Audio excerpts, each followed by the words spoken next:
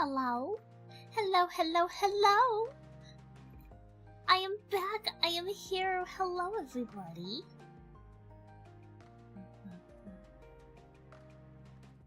Well, then we'll move over here. Hi! It's me! How are you guys doing? I got my tablet. We are multi-streaming today. It's been a while since I've done that. I need to meet this one. Probably stuck on something.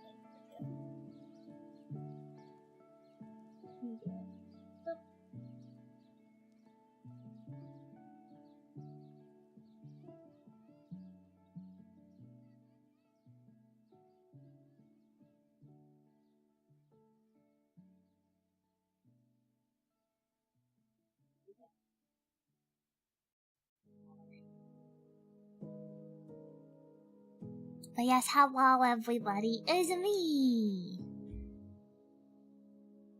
Today, I am very tired. I'm very low energy. I had allergies this morning, and the Benadryl I took at like 11 is still affecting me, and it is 6 p.m.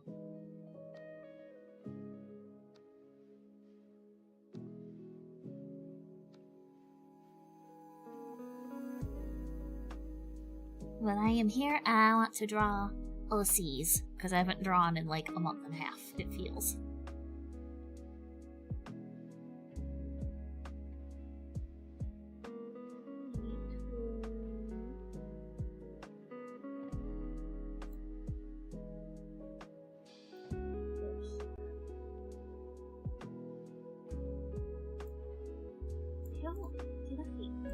I have to go through my files.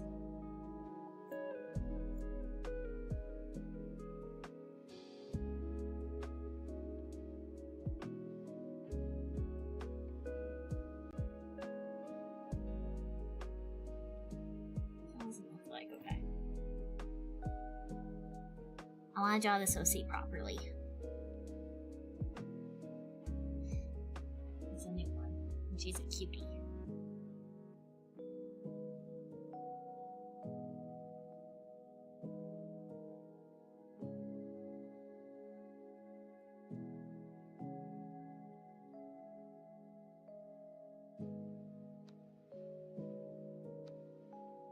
Hi, Kula!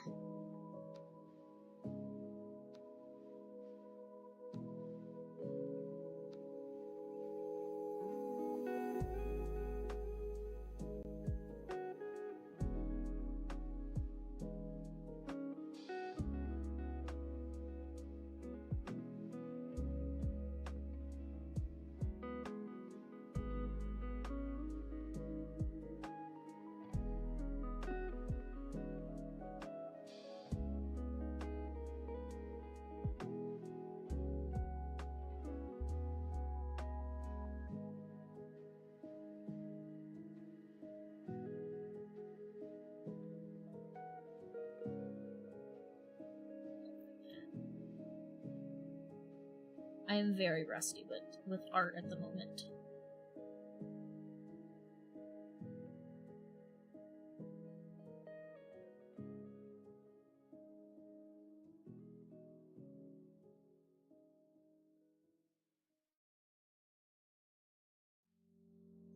How you doing, Kula?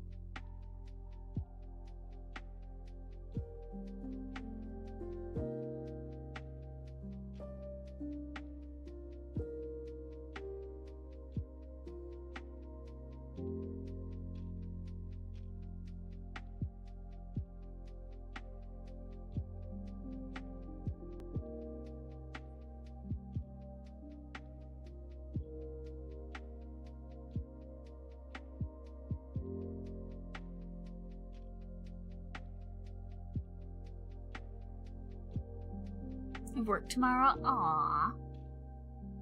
I hope you had a good holiday, though.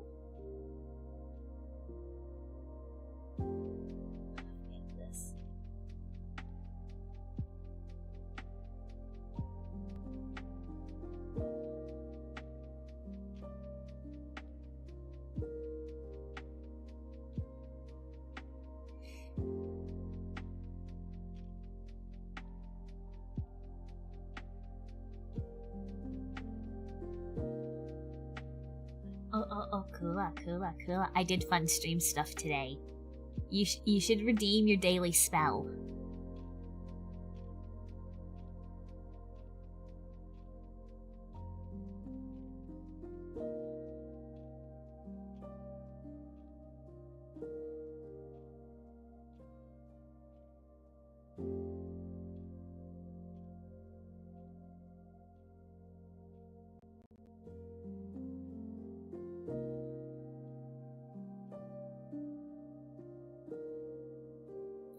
You can now gamble your spells.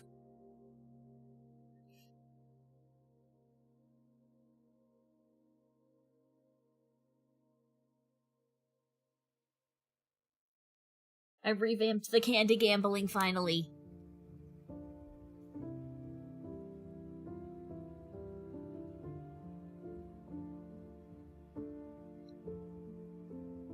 Yes.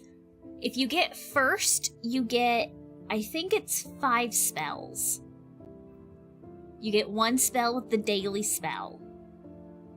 If you sub, Good you evening. get... Hi, Corey! If you sub, I think you get 10 spells. Perfect, Corey, you resubbed. Do exclamation point spells real quick.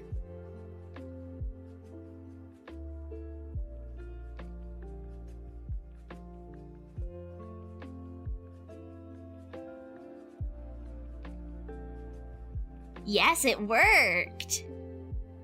Yes, okay, if you resub, you get 10 spells. If you get first, you get 5 spells. And you get 1 spell every time you do the daily redeem, and then you can gamble them all away.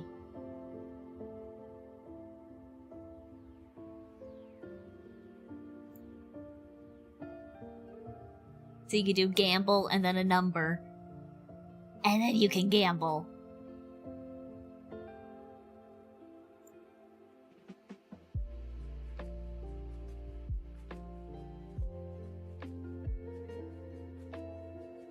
I did that today. And I even revamped how the gambling looks, if anyone wants to give that a test. You can now see sort of how badly you might have done if you've lost.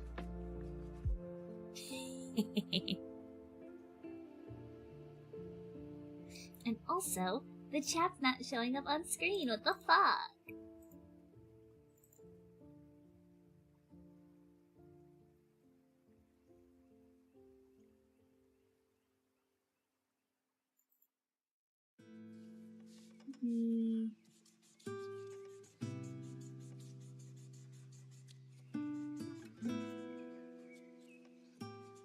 Gamble for a whopping 0 winnings. Yes.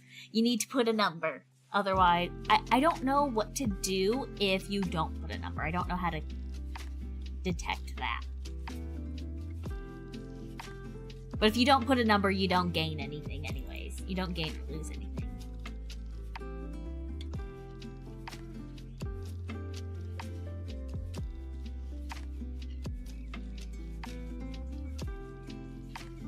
The chat not working. You gambled your 1? Oh no.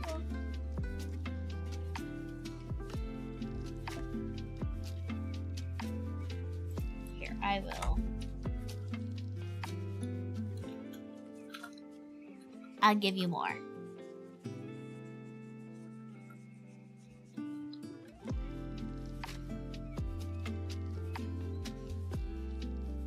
I give you 3.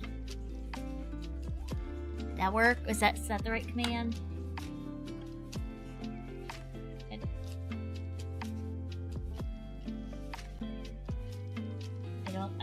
I think I did the wrong command. I have juggling so many things. Okay, what is the right command?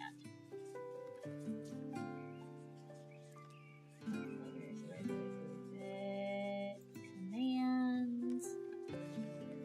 Wrong command thing. I need to go to this command. Gamble. Oh, I just... I think I did wrong. I did the wrong command. I still did candy, not spells.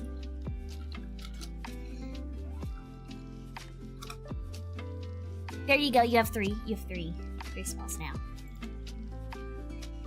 Yeah. Why is chat not working?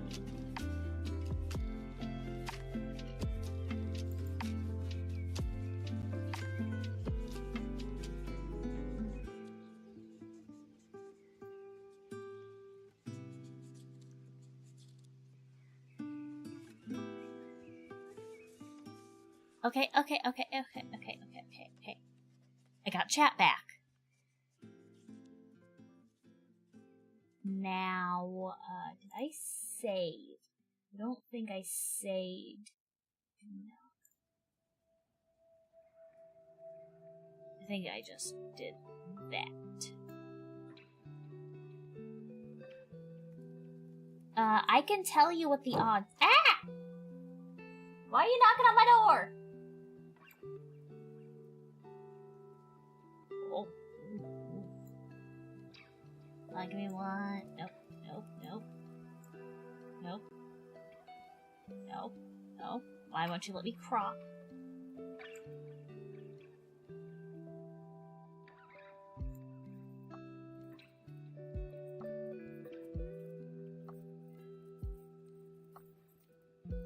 Why won't you let me crop the source? OBS. Yeah, there's no fancy odds with the gambling. It's a 50-50 shot if you win or not. Hi, Umbra! Everything's broken.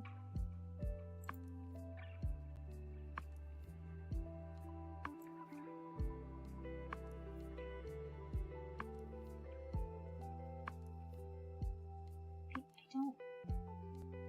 Yeah, sure, why not? I will fix... Chat is just gonna cover Wiz. I am sorry.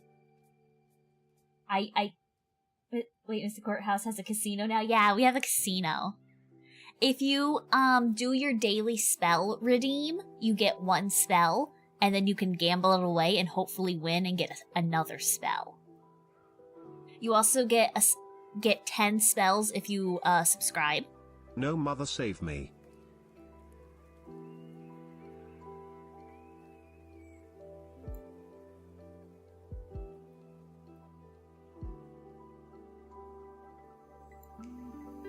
Genuinely, I do not understand.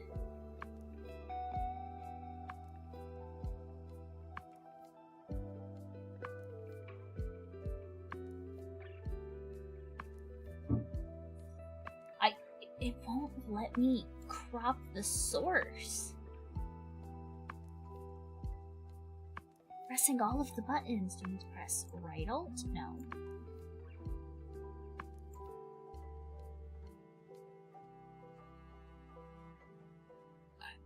I don't, what did I do wrong? My mic was broken too when I was trying to get ready for stream. But regardless, I'll fix that later. Let me explain anything for bits. Not yet, because I don't know how many I want to give for how many bits. And I also need to figure out if I'm able to specify that. Like, gifting subs doesn't give anything. It's just subbing for the first time and or resubbing. Because I could figure that out. But then I will tell you what the odds are. And how it works is, okay, so when you gamble,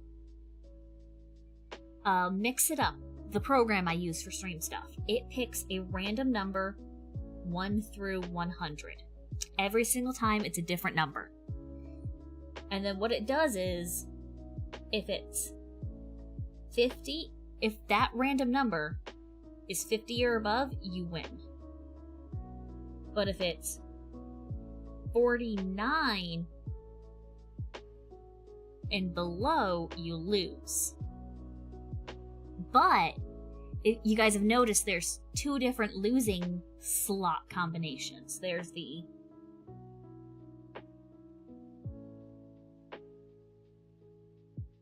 two sparkles and the magic ball.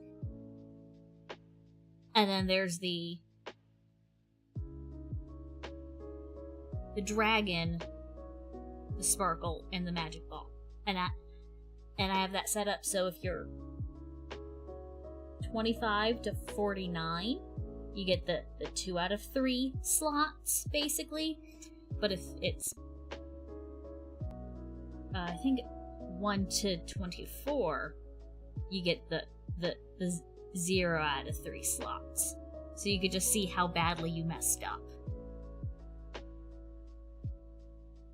I could even add more variations if I wanted to.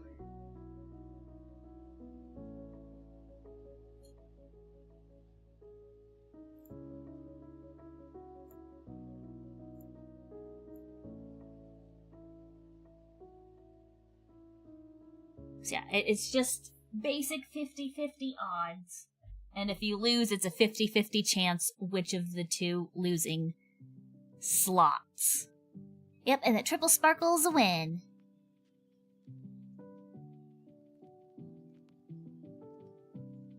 Which would be...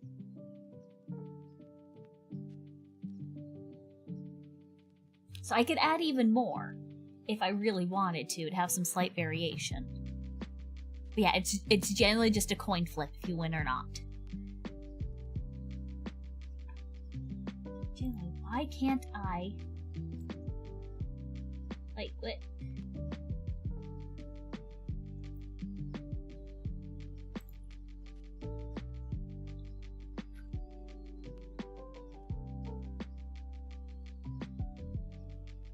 And you are able to give spells to other people. That command. Let me figure out it's the right one. It is just give spell.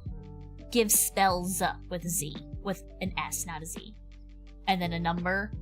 Well, it's exclamation point, give spells, username, then a number, and then you give that person that many of your spells. Let me try making...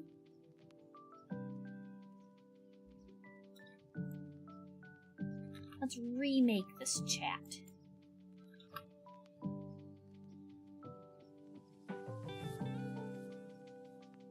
Well, you... Okay, you will let me crop you.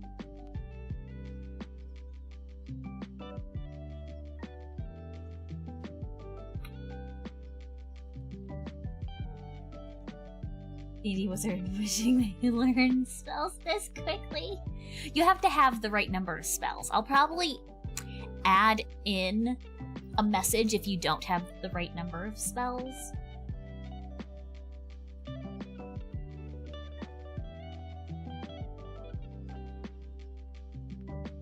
Most of them are useless for adventures. True.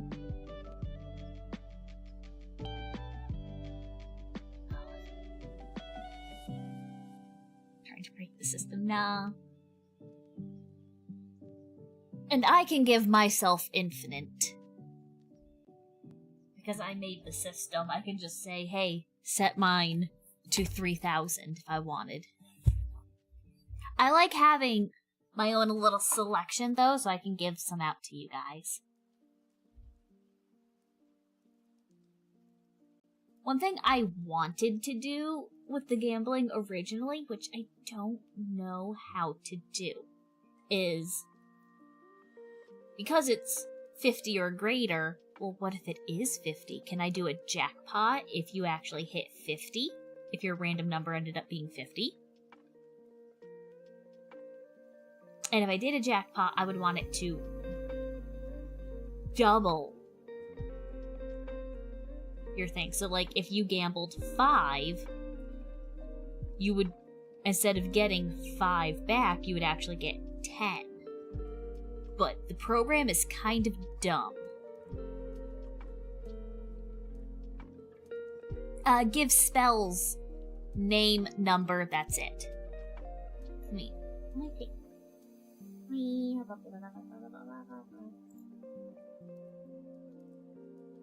Let's see, it's...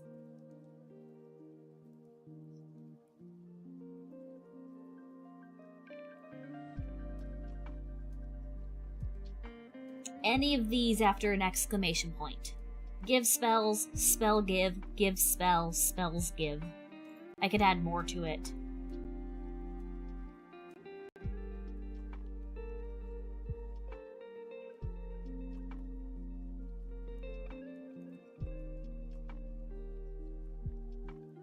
Yeah, has to be amount of spells you can give. I'll probably have to... I will set up a message where it says, hey, you don't have enough.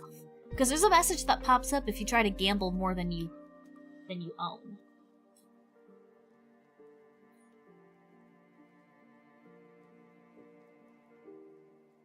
Gamble, give... not enough. Spells, message...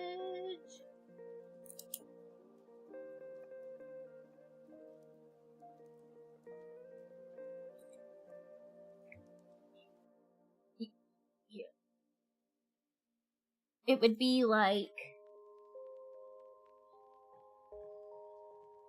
why do I keep trying to give yourself? I don't know.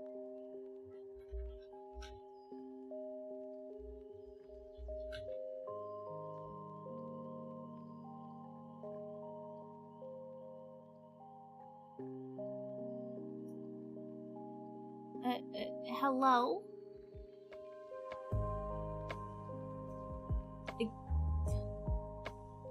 The message didn't even fucking go through.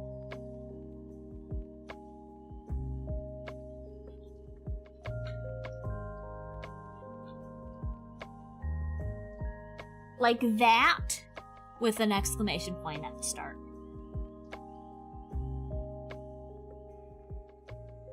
And it gives from your stash.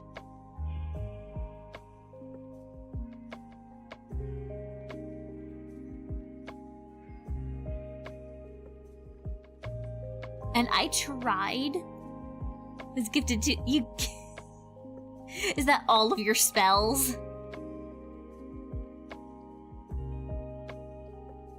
And you should be able to check how many spells you have at any point by doing exclamation point spells, and that's it.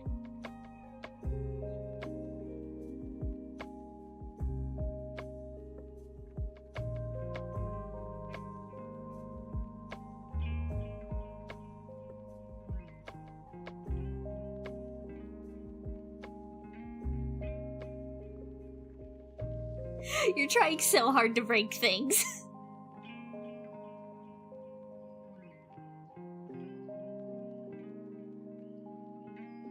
Oh, and a setting I can turn on. If I go back and mix it up, I go here, edit.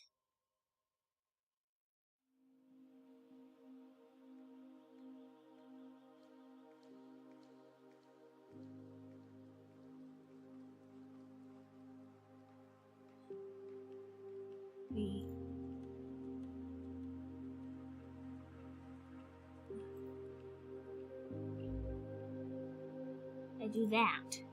We'll see how that works. There's apparently a way to turn on a rank system.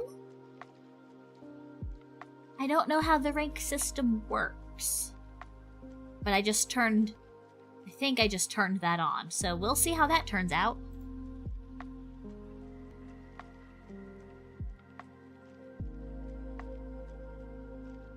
Gifted give spells. Happy New Year, Snowy! How you doing?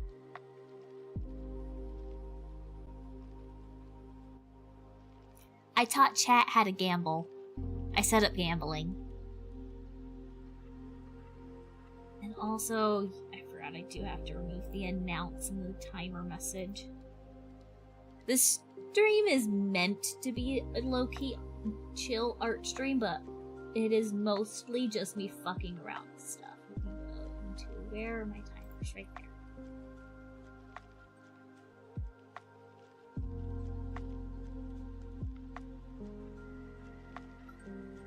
Because I have done things.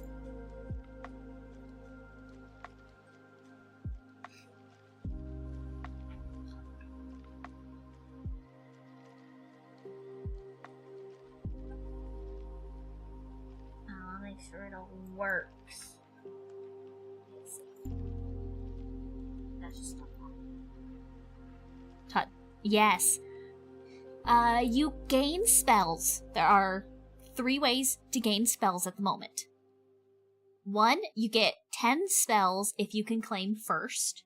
You get 1 spell by doing the daily spell redeem, and you get 10 spells if you sub. And then you can gamble them away.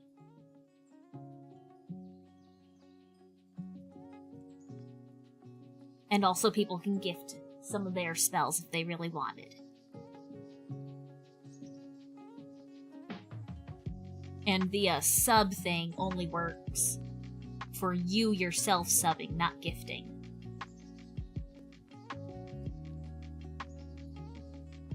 I eventually want to set it up for bits and figure out a better solution for gifting subs, at least. Because I use Mix It Up. And so within Mix It Up, there are a couple of different events with Twitch. There's subscribing, which is basically your first time subscribing. Then there's the resub. And then there's gifted. And then there's mass gifted. So I only have it set up so subscribing for the first time or resubbing in general will give you 10 spells. I haven't touched gifted or mass gifted because those can be easily exploited. I don't know what constitutes mass gifted. Is that just 2 or more subs being gifted? Is it just any time more than 1 sub is gifted? Or is it 5+ or 10+, you know? I don't know what constitutes as mass gifted. And if it's a normal gifted, I feel like that could also be exploited some, so I gotta figure out the right numbers. Who would dare exploit gifting subs? If anyone wants to gift multiple subs, I can set something to test and see what counts for mass gifted.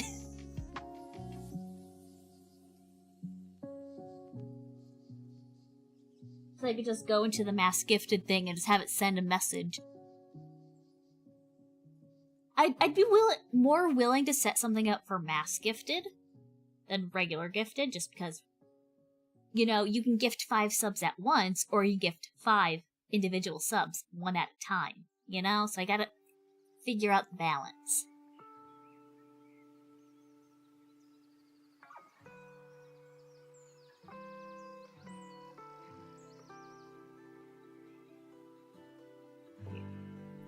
Yeah, I'll set the thing up now. No one even has to do anything, but I'm gonna set it up so if a mass gift happens, it's gonna just send a message to me. Where is it? Mass subscriptions gifted.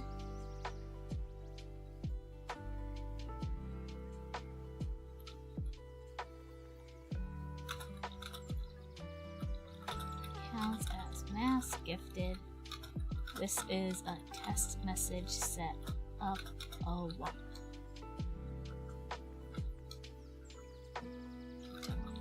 Mind me and save.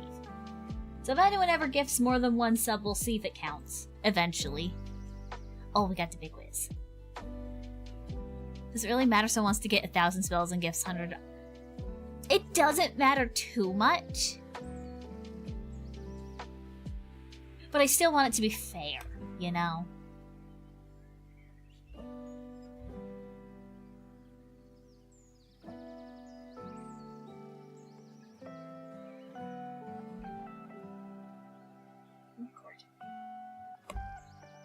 So I just gotta figure out the right numbers and what also constitutes for mass gifted.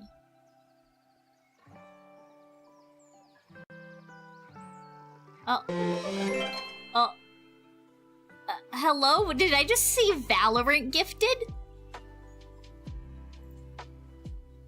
Valorant gifted me a sub! What was that? Oh, thank you, Valorant! And thank you, Corey! See, did the message go off? Subscribe. That's a thing that ends tonight. What? I had no clue that was a thing. Gift 5, get 1 free. Oh, interesting.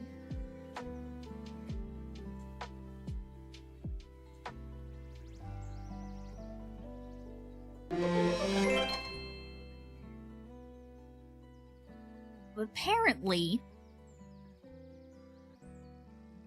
the message I set up didn't send, so I don't know if that technically counts.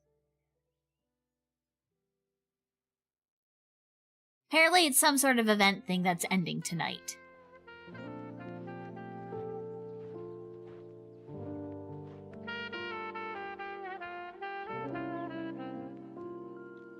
I had no clue that was a thing. But yeah, I literally just set it up. Hype train for Mystic. Let's go. Thank you.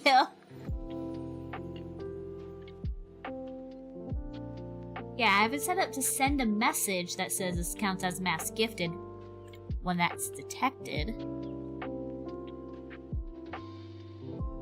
Oh, it did show up where?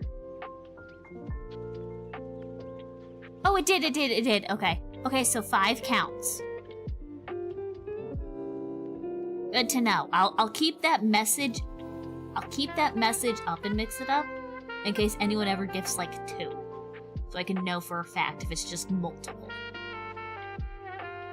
Because knowing if it's just 2+ or 5+ is useful.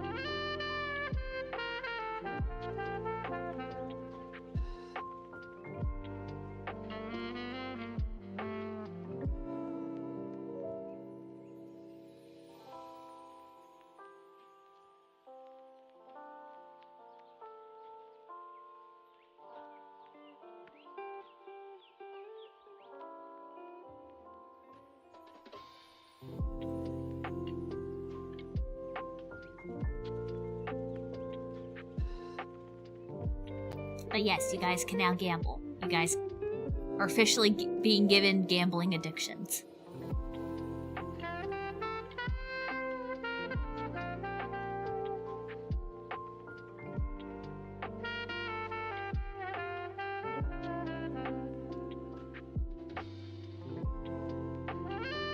I'm struggling to come up.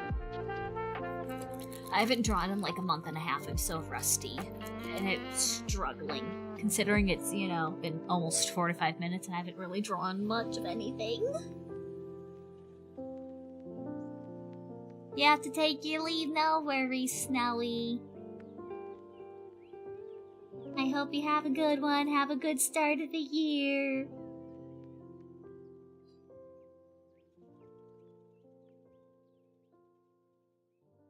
Happy New Year. Have a good one.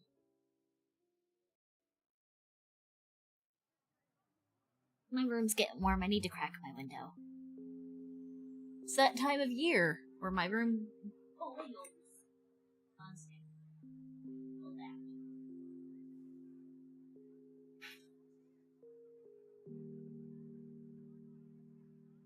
Perfect. I should be getting some cool fresh air now.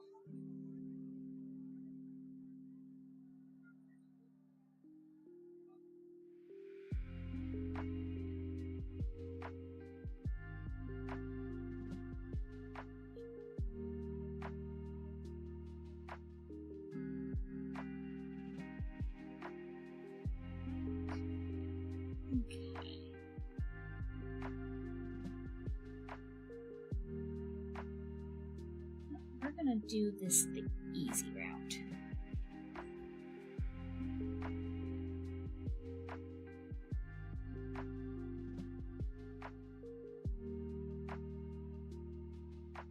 Is my area getting hit by the big Arctic front? I don't think I'm getting hit by that.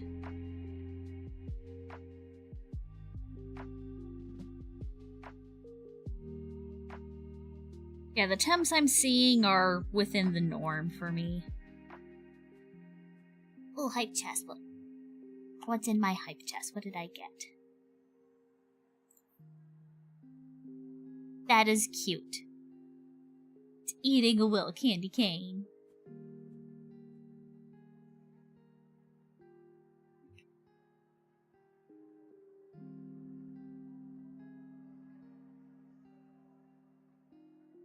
Okay.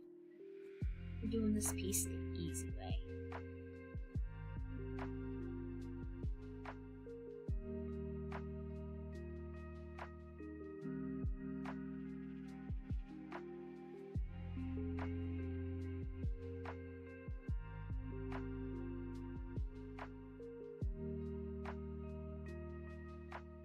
Lots of highs in the 50s and 60s here, lows in the 30s. Oh, yeah.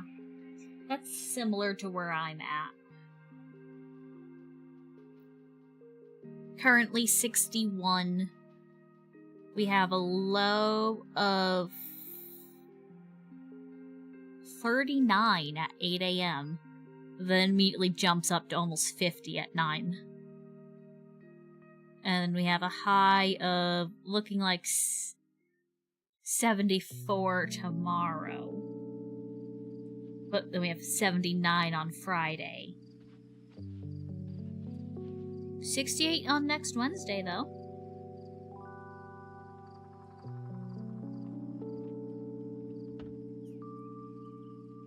Hopefully it won't get so low you need to run your process. Oh, it's never gotten to that point for me where I've lived, thankfully.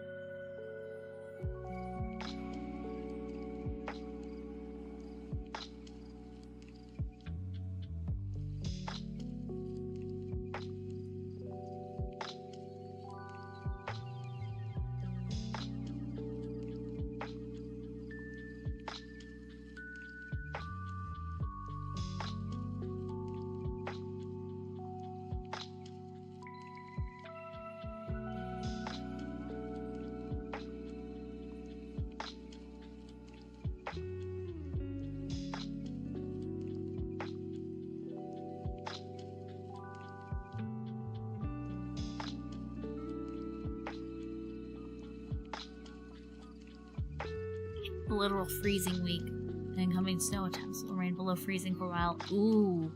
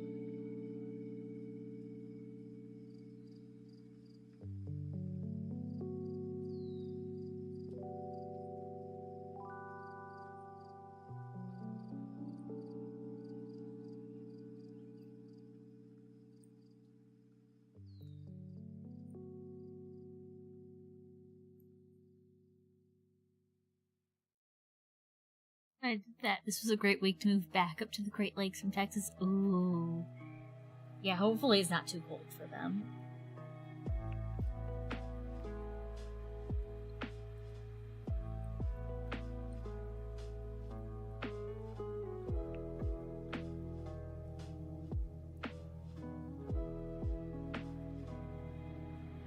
I didn't have her on the block there, so I didn't.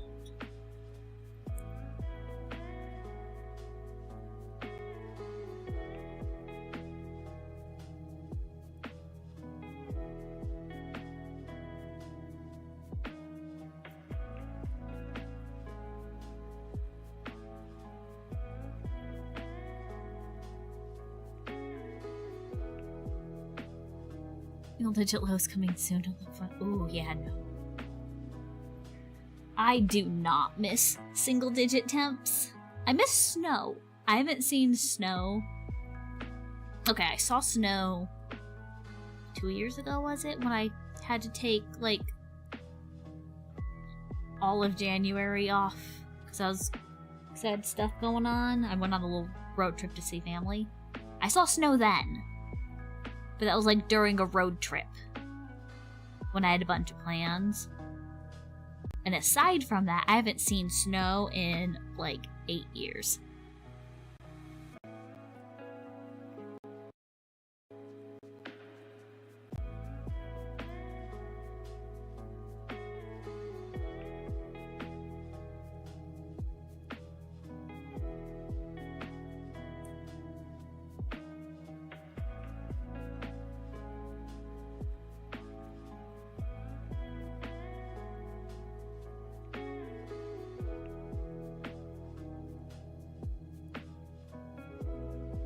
Texas, our last snow almost killed us, I bet. Yeah, I grew up in New England, and like there have been times where like Halloween was canceled because of the snow.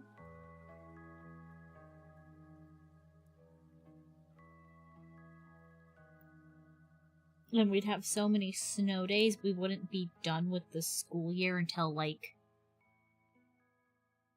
June.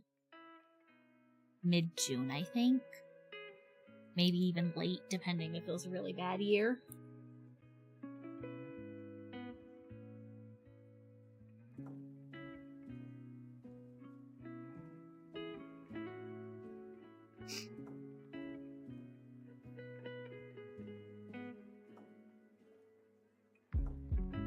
My ears literally It's before I was born. time for a health check, mother. Oh, dang. Health check, thank you. Let's be sad.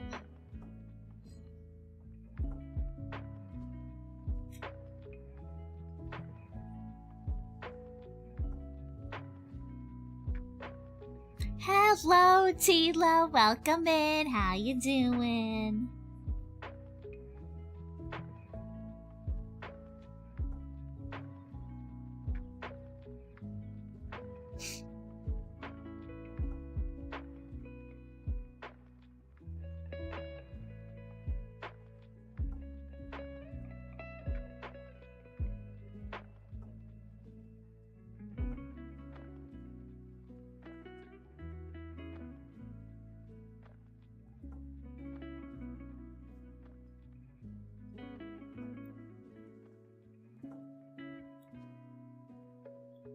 I do not know how to draw goat ears.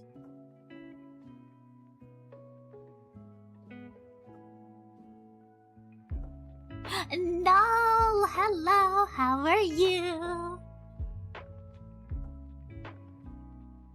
I taught chat how to gamble. I introduced gambling into chat. No. Do you want to know how to gamble?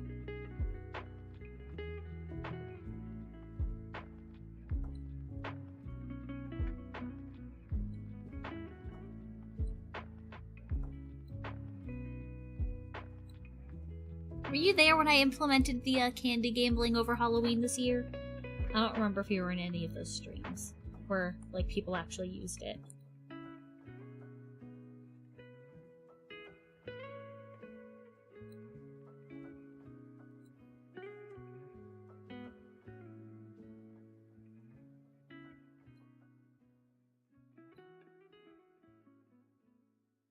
Tired, dizzy, a lot of shit to do. Overall, you're good. Take care of yourself. I'm glad you're doing good overall, though.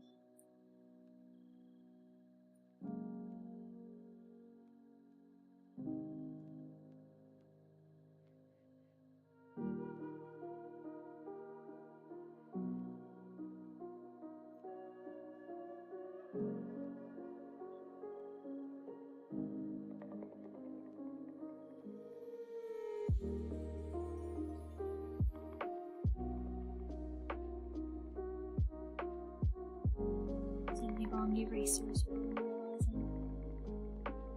There we go, it's better.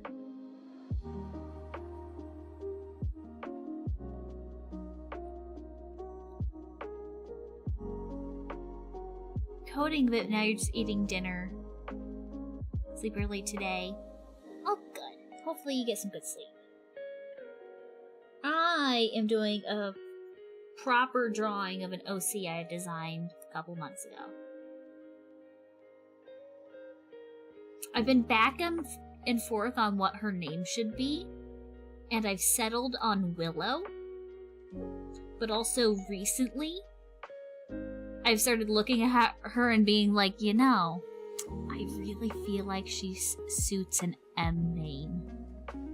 But I don't know what kind of name that starts with M would suit her. And yeah, she's lamb, goat person of sorts.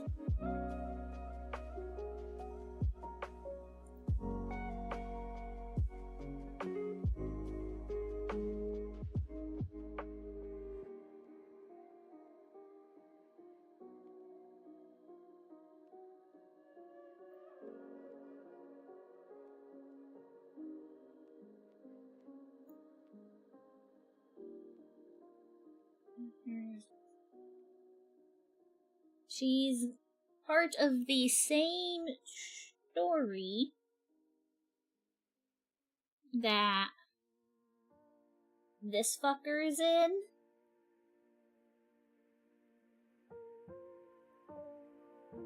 And these cuties are in.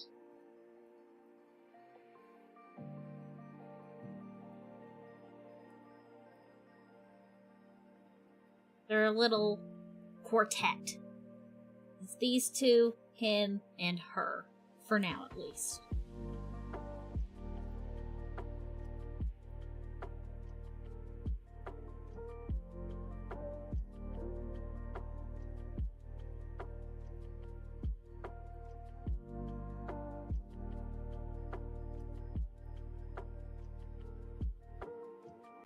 Let's see my character design. Aw, thank you. I always feel like I am terrible at character design. It takes me like multiple iterations before I can do anything. Hello, Ollie back. Welcome in, welcome in.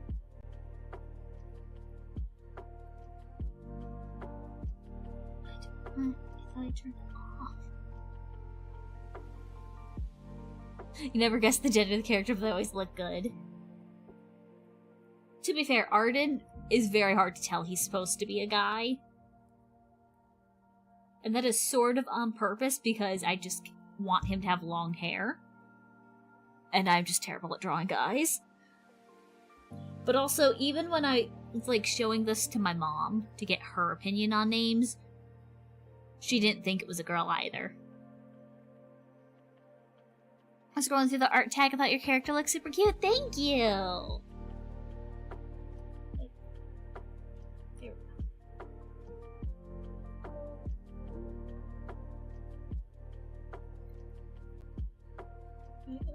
Just one right there.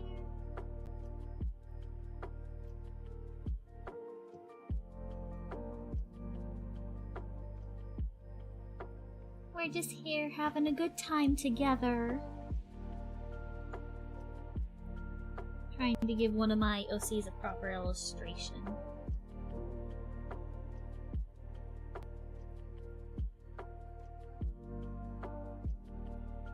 I rarely draw with the symmetry tool. Thank you for the follow, Ollie. Follower goal met! Oh shit! I forgot I have the follower goal set up. Sometimes without using facial hair. True. And you know, Arden wouldn't be bad with a little just... I don't hate the idea of giving him a little stubble. How exotic of a name. Something witchy in a way. Like, the two names I was stuck on the most were Briar and Willow. And I settled on Willow for now.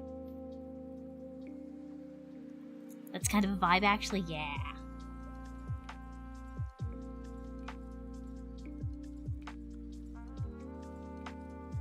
Do I still have the list of names I was attempting.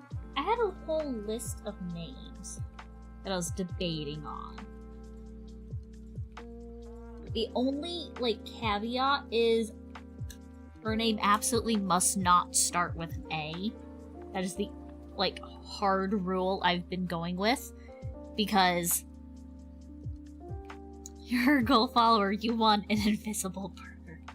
Because, yeah, her name absolutely cannot be with an A, though, because we have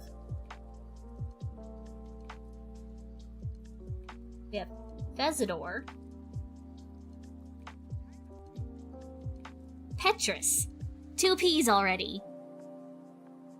And we're walking a thin line with this, because we have more of a soft P that's like an F versus a hard P. And then we have Arden. So we can't have another A. I'm sorry, we can't have another A. Burger ain't visible, but the heart attack is real.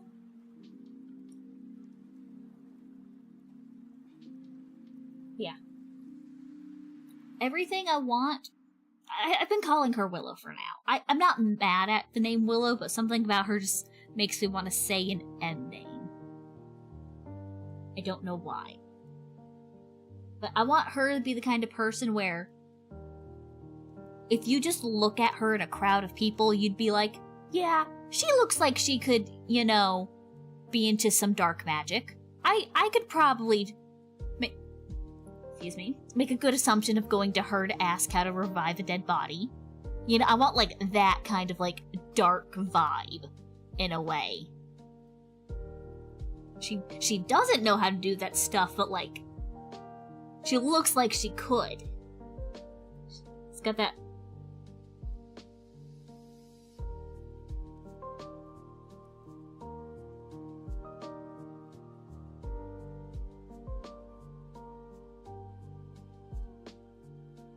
Any canonical lore. Like a necromancer. In a way, yeah. Name them Salem. Salem's not a bad idea. I think Salem was on the list at one point. In terms of lore, for her specifically, there is not much. With the general story, I've been very stuck. I got myself stuck. Because I'm trying to figure out the backstory of the story. The main... I'd also go with old reliable color, Baffy from Baphomet. Willow's a tree, so a tree that begins M. Character design... They've got vibes and, like, vague ideas between... Willow and Arden especially. They have ideas, but I haven't developed them too much because I'm trying to figure out the main plot backstory first. Because the main premise of the story is... Okay, so Fezidor. Purple cutie girl. Love her. She's my princess. She's my baby. She's basically Rapunzel unintentionally.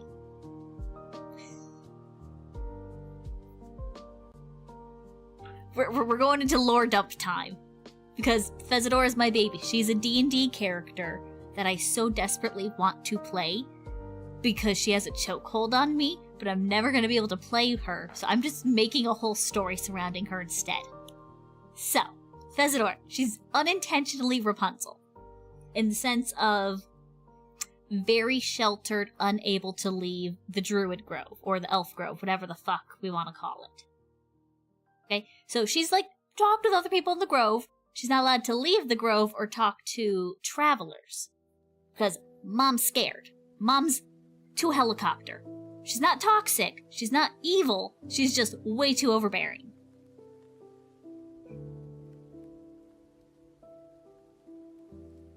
And Petrus is her childhood friend who's kind of like an older brother in a way. They have another friend, Laurel. Do I have her picture here? She is the most stereotypical elf girl you could think of. The long blonde hair. be somewhere here in my downloads. Are you in here? She is not. Un momento, I have a pit crew of her somewhere.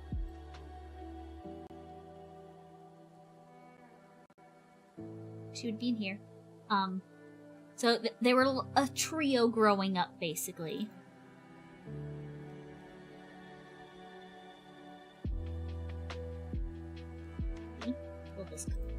Will this paste right?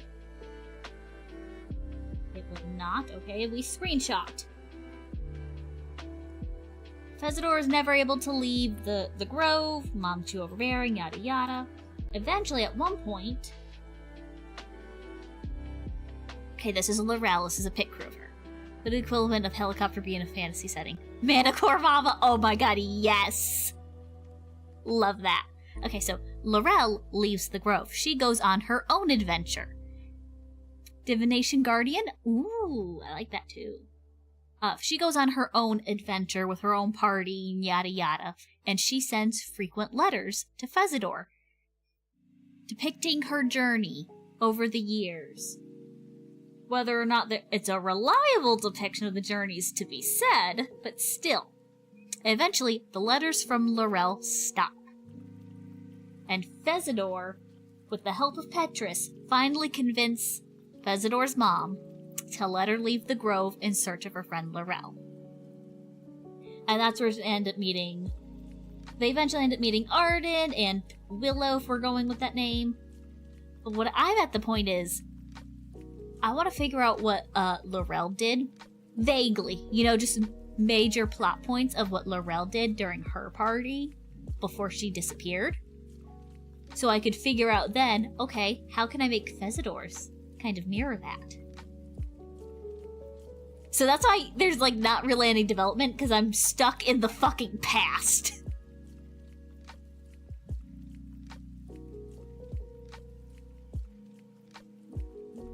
I'm just like, do I go as far as to develop the entire party and everyone she's grouped up with? No, I can't. Well, what if? What if I end up deciding to have them accidentally run into one of the old party members, huh?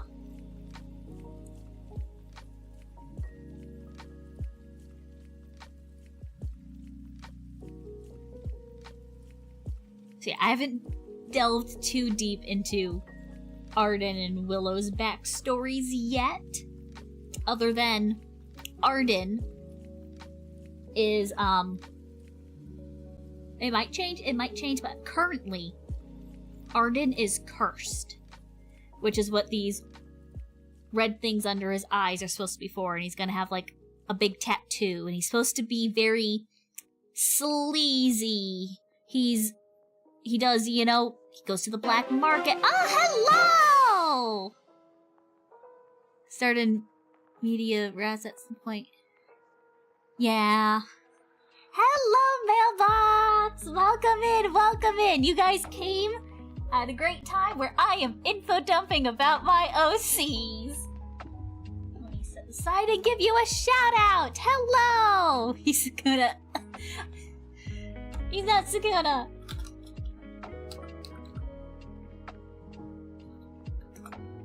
Let's go info dumping. Yes, how is Call of Duty?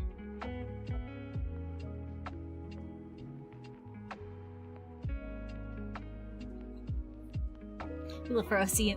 I can go on for days about Fezidor specifically because she is my baby. Then we got to see what 25 has in store for us. Hell yeah!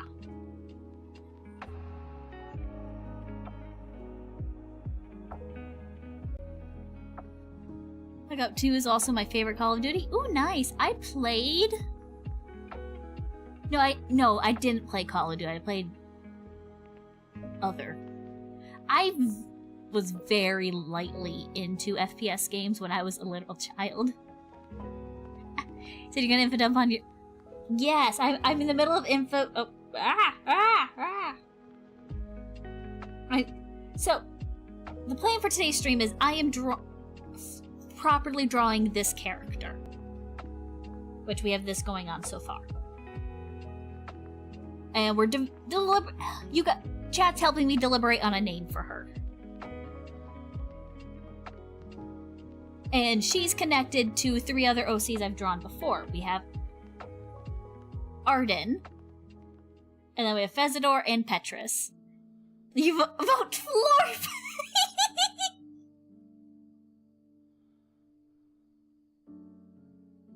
Yeah, currently, she is Willow, but I really feel like she would suit an M name, but we can't think of any M names that kind of fit the right vibe. Florp can be last name. Honestly, I might try and make that work in some way. Florp goes hard! Madeline's not bad. M something Florp. I could do like Florpian. Or, you know, add on to Florp. I will rotate that in my mind. Yeah. Chat was asking for backstories, and then I ended up... And Florp goes hard! Yes. And Florp is my new vote! The Spanish onomatopoeia for sheep is meh. M codename Florp. First name is just M. I feel like I have a name on the tip of my tongue. Cannot for life me think what it is. Yeah. Yeah, the names... Yeah. Name is currently Willow. I was also toying with Briar before. If that helps, like, give a general vibe of what I've been thinking. But yeah. The general story is...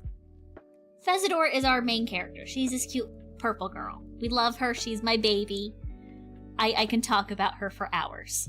Very nature-themed, but also, like, nature in, like, the witchy kind of way. Like, you know? I like the name being a single letter. Terrible name of things? Oh, I'm terrible too. I've been debating on this girl's name for fucking months. Yes. Fezidor, cute purple girl, is our main character. She has left her home for the first time. She's the sheltered little Rapunzel.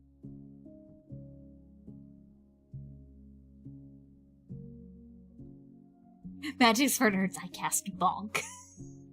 Yeah, she's the sheltered little Rapunzel experiencing the world for the first time. Petrus is her childhood friend. He's there with her. He's grumpy. We love him. Cast anti-Bonk. They're on the journey to find their long-lost friend, Laurel, who disappeared after going on her own adventure. Lil's the name I always use for this girl's gonna beat your ass type of character.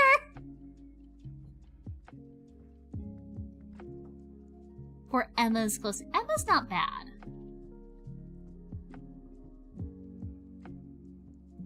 And eventually, the cute duo here end up meeting Arden, who is the shady sort of sleazebag kind of dude. Like, he deals with the black market. He has fake names and fake identities.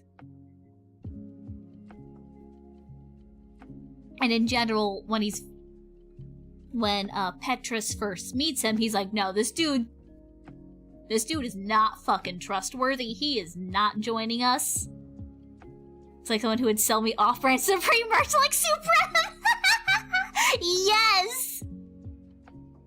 Arden rogue? In a way, yes. He's kind of a rogue.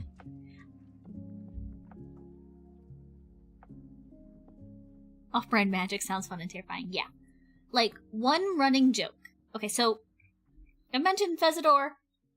She is a D&D character I made. I've never really gotten to play her before, and I'm so desperate to consume her stories that I'm just making the story myself. I've briefly played her for a handful of games with my friends when all of us were brand new to D&D and learning together, so we did not know what the fuck we were doing. But a running joke I had with her was, my friend's character was like a dwarf cowboy who just gave out fake names left and right. And so her thing was, oh, mister, you have so many names. You must be so fancy. I only have the one name. You know, that kind of thing. And so I'm kind of channeling that with Arden. Anytime he does to do some sort of shady deal, they go to some market or whatever, he has a different name that he gives people to, hide his identity. That's the adorable type of sheltered. Oh yeah, she's the perfect type of sheltered. We love her. In the little bit of D&D we played, a running joke we had was, she doesn't know what a dog looks like. They came across a giant bear statue and she just goes, "Is this what you guys call a dog?" That was fucking hilarious. Baby girl knows nothing about the criminal underworld. But yeah. I'm sort of channeling that energy with Arden. He has different code names. We go to one market and he's like, if anyone asks for Raven, that is me. Don't question it. Don't tell him my real name. Fuck you. So that's the kind of energy, because I really like that interaction and I want that to happen.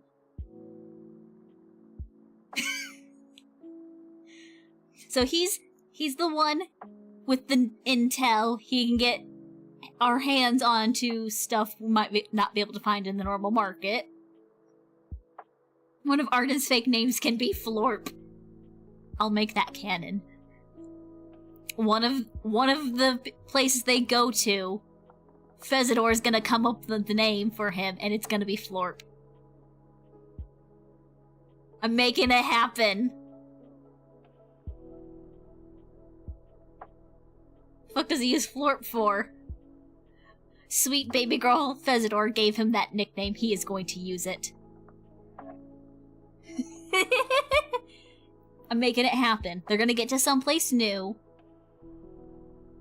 And Fezidor's gonna be like, "So do you have a fancy name here?" He's like, "No, I don't have one yet." It's like, "Oh, can I make you one?" She's like, "Okay, sure, go for it. You should be Florp." One too many drinks, he needs a name on the spot to avoid the law. I love that. He's weak to baby girl. She's just too baby girl to resist. So yeah, that is Arden. That's the kind of person he is. He's got all the piercings. He's got the funky eye things, which I might make bigger. I think they're cool. He's also, at least at this moment, he's cursed. And the reason why he's dealing with all of the black market stuff is to get himself uncursed. Give Arden the nickname Florp after getting a drink from the bar. Accident or curious. Still, I'll just call him LRD. Oh, I love LRD.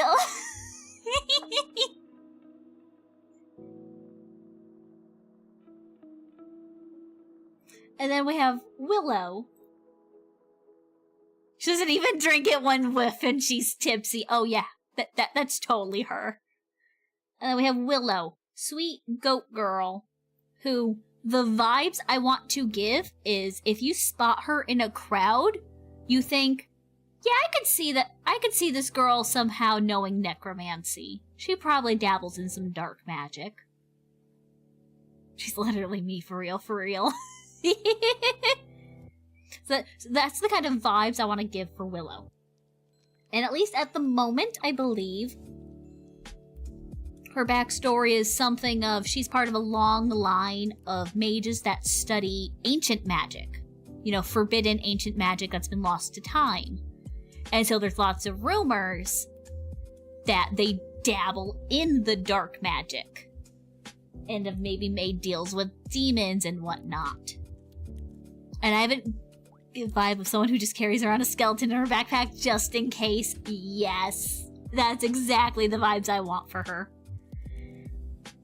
And then I don't know much past that, just other than her family is part of a long line. Like, they've made great discoveries in magic and retaining lost magic and whatnot. And there's rumors that they dabble in the dark stuff, but unsure if they're confirmed. And hello! Welcome in, unintelligent crow. Welcome into my info dumping. You love her hair. Oh, yes. I love the hair.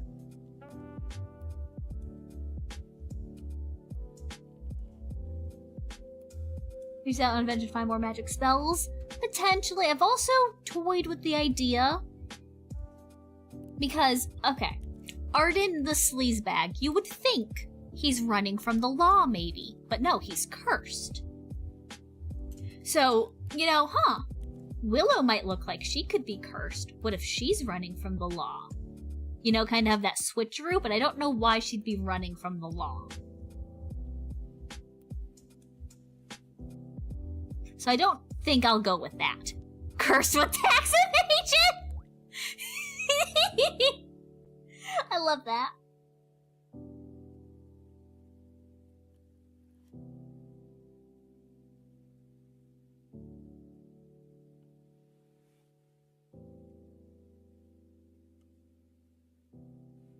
But yeah, for whatever reason, she is out on an adventure and joins the group. And we got M. What's her story? She doesn't have much of a story. I spent so long trying to come up with a name for her that I'm still not even settled on, that I haven't, like, developed her much. She's also a character that'll come in a bit later in the story. We start off with Petrus and Fezador, and Arden joins pretty early on. Willow / M isn't gonna be for a little bit, so I don't know.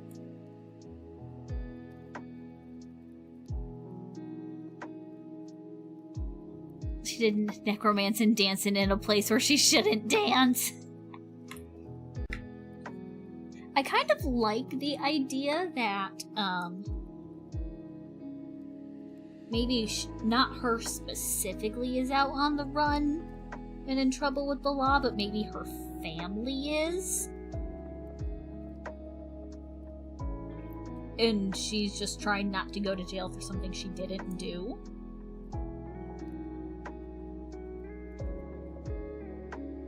I can have trouble if I come from a rich royal family, but I want to do arena fighting.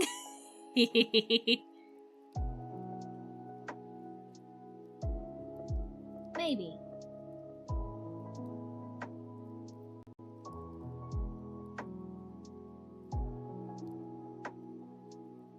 Yeah, she's the one that's the least developed out of the 4.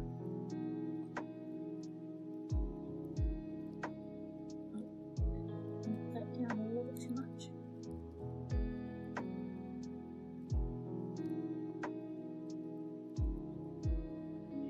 You name her Marceline, but she prefers like Mars or something like rough nickname. Oh, maybe. Marceline's not bad. Pretty sure Bear Ghost songs here. Bear Ghost rings a bell. Like her family, especially if it's large, at least some of them have to not be quite on the level. Probably bugs or no one since it adds to the bad associations with Mule Eater. Oh, maybe.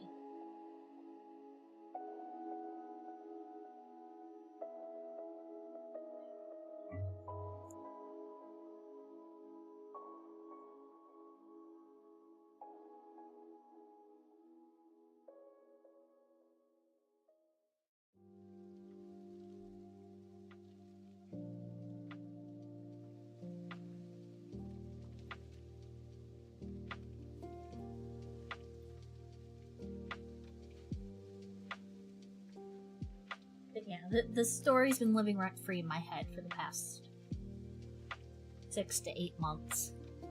And I've barely made any progress on it.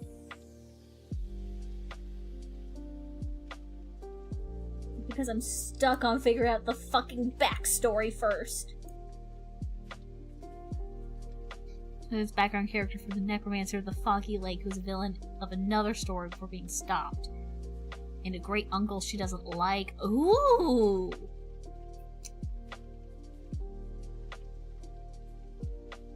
Ooh, I like that. This group has the baby girl, the tax evader, the childhood friend, and the furry! Where's the silly mascot for comic relief? So you can make it look good. I'll go with this.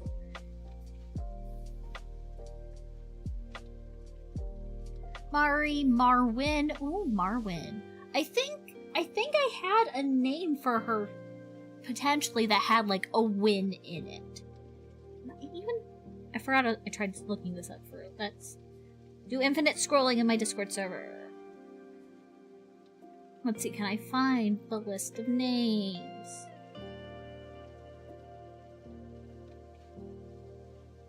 Scroll, scroll, scroll, scroll, scroll.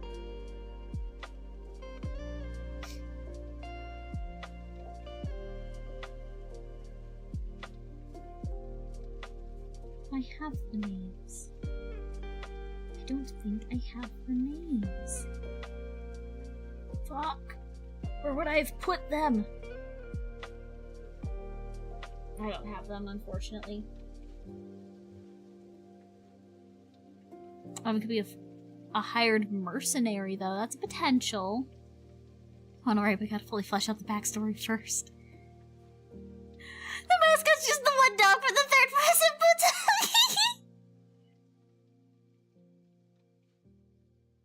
Mascot is a necromant skull.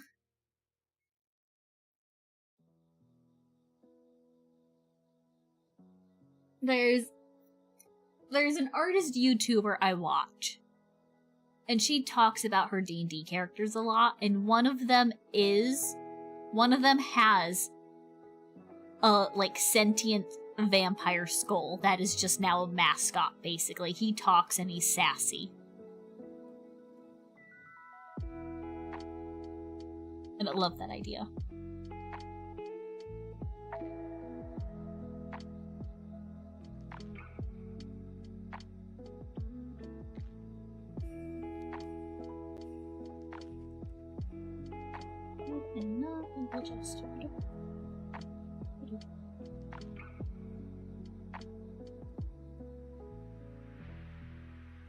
Call him Boney, short for bonehead.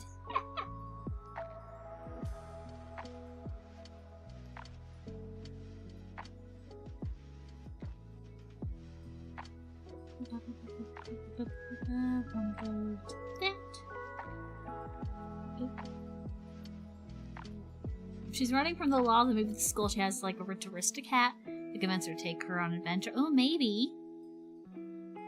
Just the dude's original killers trying to keep their secret. I love that. Okay, that is a little too pink. Oh, not wrong. That's a bit better. Here we go.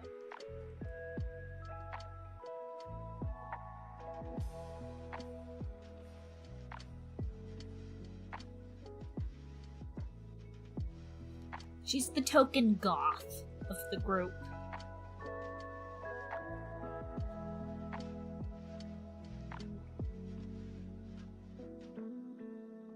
But you know, every story needs the token goth chick.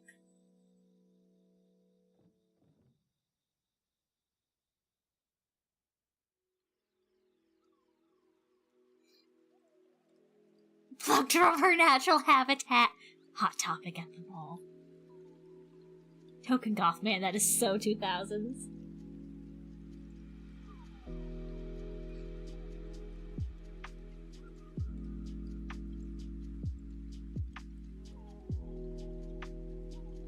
So yeah, her story's not as developed as potentially Arden's, and especially not Fez and Petrus. Also, Petrus is the reluctant mom friend of the group because he's the only one that holds the brain cell. Now they're called e-girls!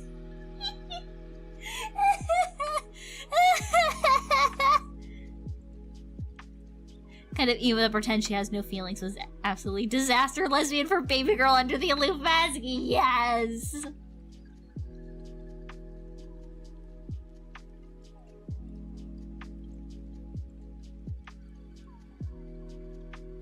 I still don't know if I want to do romance in the story at all. And if I do, I am a fucking slut for childhood friends romance.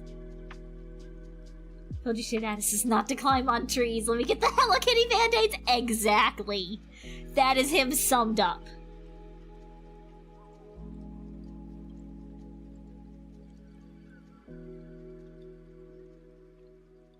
He's the only one with a reason and a brain cell.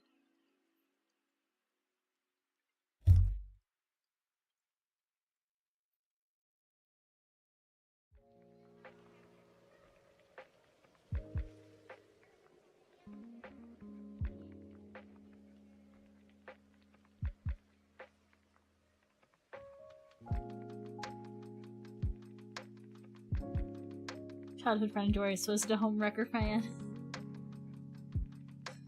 Okay. So, for those who don't know how much I love the fucking childhood friend trope, let me open up another file. This is a different story I started writing like a decade ago, and then I gave up on, and then started to rewrite within the last year or so. Okay. You know, no, okay, we'll do this. Okay, so this is a different story. I stopped working on the rewrite of this to work on my fantasy idiots. The grumbly laugh, I don't like where this is going. Okay, so these are my lesbians, my sweet baby lesbians. You know, maybe, no, that wouldn't, no. We'll just keep it simple. Love the flower crowns, yes. This is them getting married. They're good. I love them. They're great. The story as it stands. These are my lesbians is a quote of all time. I love it. Oh my, it was so fucking funny. Anytime someone popped into chat while I was drawing this, I was like, yeah, we're drawing lesbians. Welcome in. We love girls here. But, okay, so. But we gotta label them.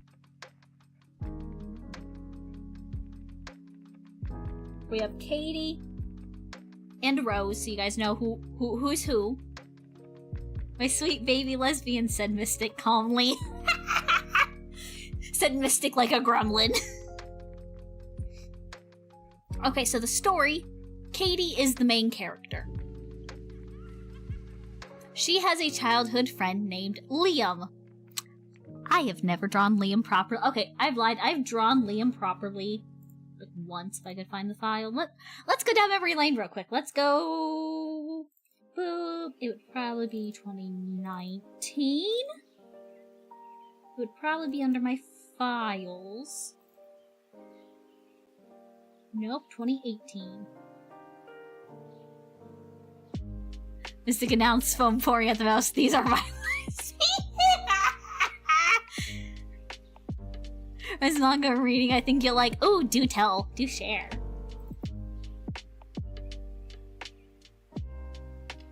Cast. Ooh, I'll write that down. I will look that up.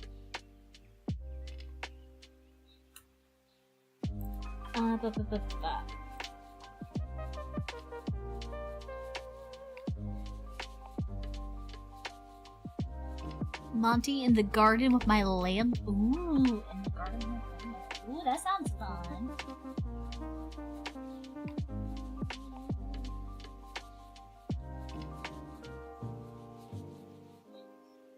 Monthly, not Monty, but yes. Okay. Missed the daily lesbian moment, but I gotta get back to code. Okay, have fun. Enjoy your coding.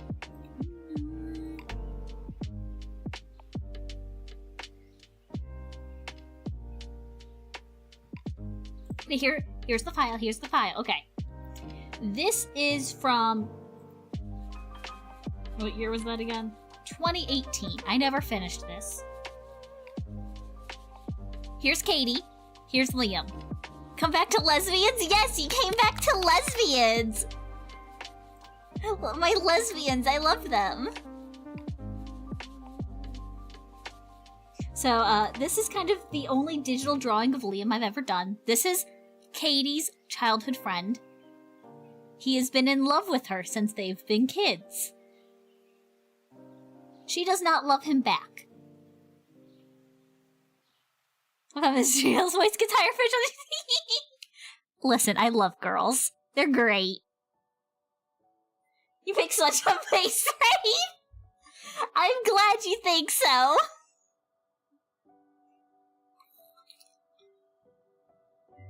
Only drawing character once, that's so real. Girls are scary, but girls are pretty. So true. Anyways, yes. In the current iteration of Katie's story, her and Liam, childhood friends, he has confessed to her before. She has declined. They're still good best friends, joined at the hip. A broken clock is right twice a day.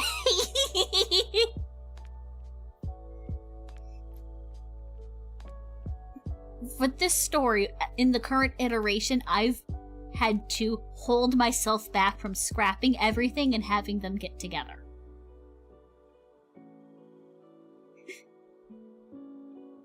But anyways, they're still best friends, they're joined at the hip, they're practically brother-sister at this point, and they're in college now. Where Katie meets Rose. And then they fall in love. And then Liam has to juggle, I'm happy for my friend, but also, fuck. I've been in love with her for my entire life. What do I do? What's wrong? Yes. The original iteration of the story that this drawing was for was so fucking complicated. Let me give me a moment. Give me a moment. I'm breaking open my Google Doc. Because I made it so fucking unnecessarily complicated that I wrote myself into a corner and couldn't get out of, and then I just fucking rebooted everything 5 years later. Then Rose introduces Liam to her gay best friend. They fall in love. Rose actually has a twin brother.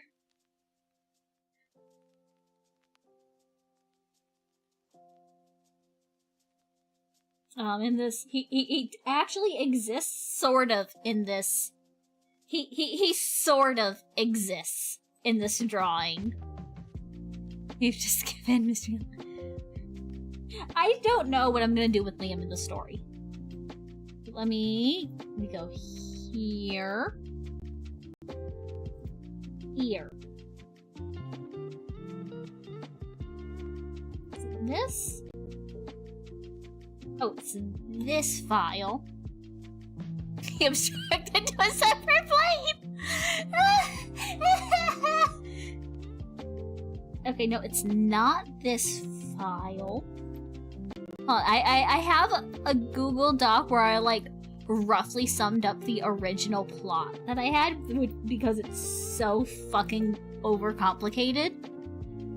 Is it this file? Okay.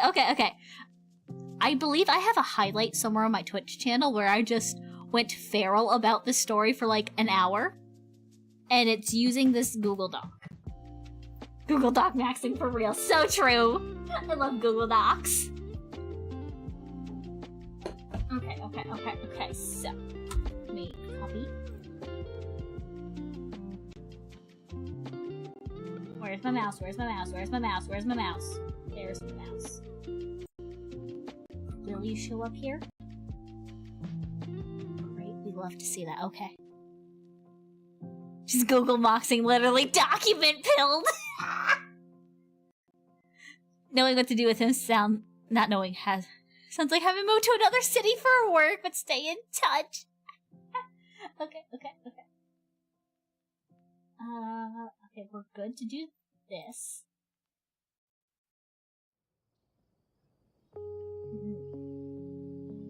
You know, I'm gonna attempt.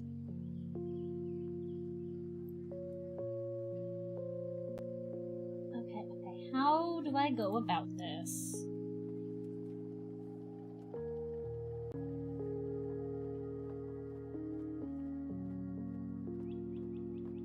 No, not browser. Hold on. Yes, that! There Yeah, that's me going in depth in the story because I also, alongside the document, I made a little PowerPoint giving a little more character details.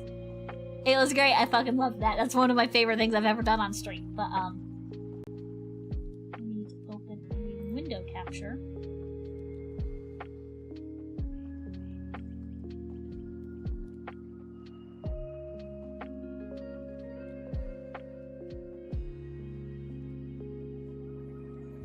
Oh, bam. Okay, here's my document. And then we can close out of it here. Saving that for later. Yes, I go way more in depth. Here's my document. I'm gonna give you the TLDR.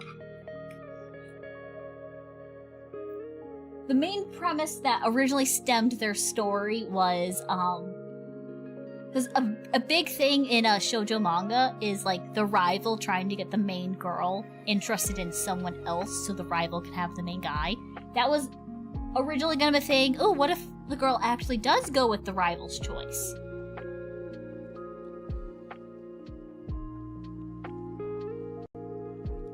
Oh, that. Hello? There we go. Anyways, that was what originally stemmed it, and then it spiraled too much. So the main characters, we have Katie, Liam, Rose is there. Rose wasn't there at the first. That's fine, whatever.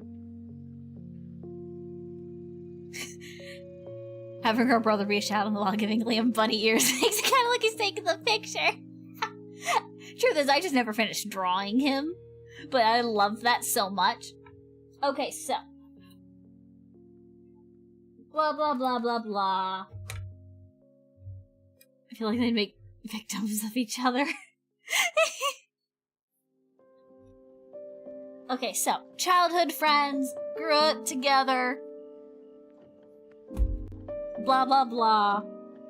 They're in their junior year of high school, which is the year before they graduate. Blah blah blah. Nothing really happens for the first bit. Other than just, you know, showing off how close Katie and Liam are. And how Liam totally has feelings for her. And she's oblivious as fuck. I love me a good oblivious idiot girl. Liam's a theater kid. Liam's a theater kid because of course he's a fucking theater kid.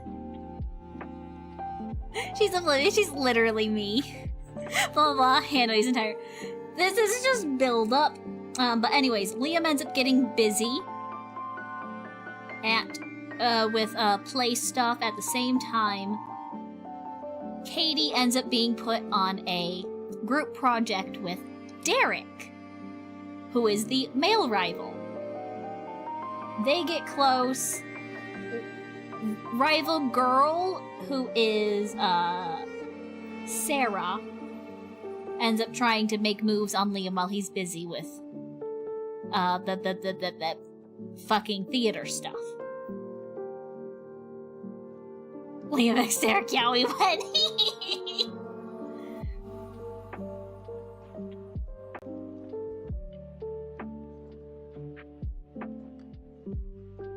Also, I'm just realizing I made a fucking name error in this line. Katie's Ben's biggest supporter. No, it's supposed to be Liam. Hello, Black Rose, welcome in. I am going feral over my OCs right now. Welcome in.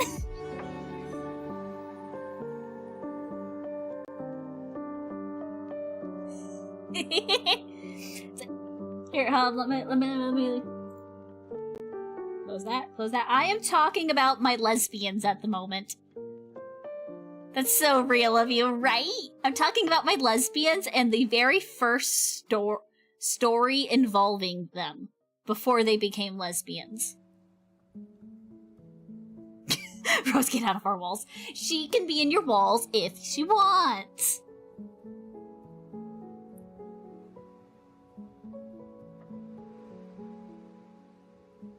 Okay, so Fucking Sarah's trying to go after Liam. Ben's trying to go after, Katie. Sarah's being a bitch.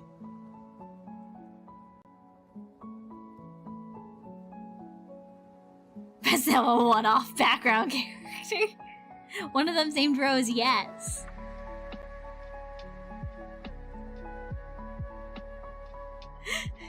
Thought Mailbox lined up the perfect victim for you, but you already got your before. Okay, and then I had like 4 different versions of the story where things got fucking complicated. Where is my mouse? Here's my mouse. Okay, so one version of the story. This is when things get fucking complicated, and I just tried to put everything I could possibly think of in this story. Ben confesses and is rejected. Liam finds out about the confession and goes into uber jealousy mode. Derek, Rose's brother, ends up stepping in and being a mediator, and then for some reason decides, you know, Liam, fuck you, you're my best friend, but fuck you, I'm gonna try and take Katie now. For no fucking reason!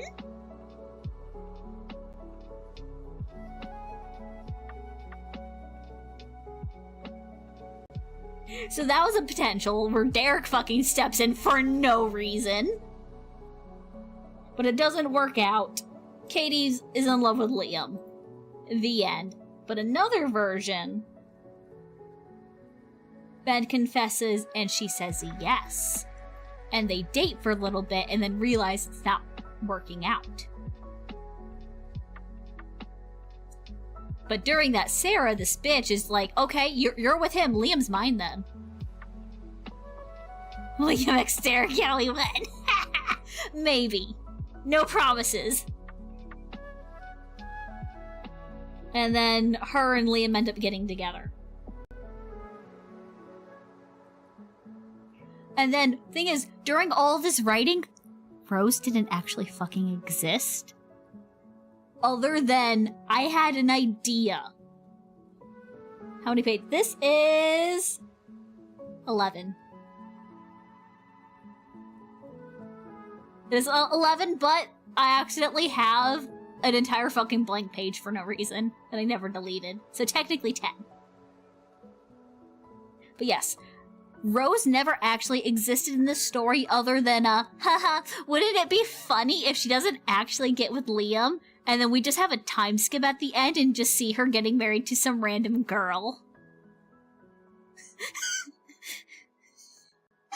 And that girl would have been Rose, but she's not mentioned once in any of my documents, even though I know it was meant to be Rose. So that's what the original story was like. I was just like, okay, throw in all of the love triangles, trying to make it as drama-filled as possible. No, that's not what the story's like anymore. Rose just vibrates into reality to steal the girl! Well, an idea I had, did I write it down anywhere?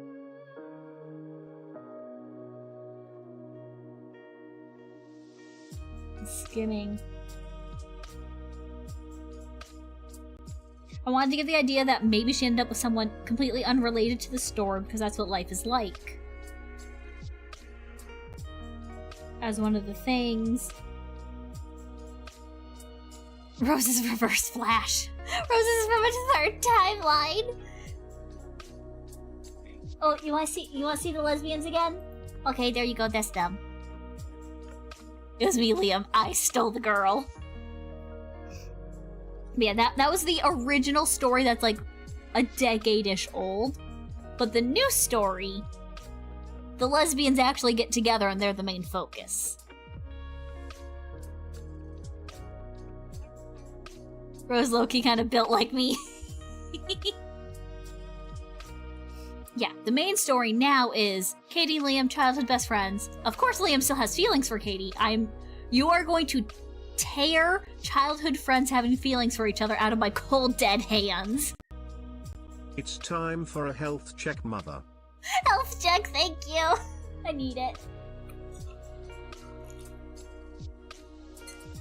And the general premise is Katie and Liam are in college. I was toying with the idea because their flower crowns are pride colors. Rose, lesbian. Katie, I believe these are the demi-romantic colors. I forget if it's demi or ace, one of the two. Regardless, Katie's never had feelings for anyone before. Fade out of reality again by chat. Goodbye, have fun! I'm just gonna keep going feral over here, don't mind me. So yeah, Katie has never had feelings for anyone before the story starts. She's never dated anyone or anything. They get to college. Katie and Liam are renting an apartment together. They're like siblings at this point, even though Liam totally still has feelings. We just don't question that. There is a, like, college festival of sorts going on to welcome in the new students. And during that, we end up running into Rose. And she is on her way to her brother Derek's band performance, because Derek's is like, he's the cool guy. He's in a band. He's like, there's a steps in— no! They're not actually related, but oh my gosh. Anyways. So Rose and Derek, Katie and Liam end up becoming friends. And so the main story is Katie not only realizing what it's like to finally be in love, but also recognizing, oh fuck, I think I like a girl. And having that, like, gay realization. While Rose is dancing the line of, is she with Liam? Can I make a move? Is she fruity? And Liam's there like, I'm so happy my best friend is finally falling in love, but god fucking damn it, why isn't it with me?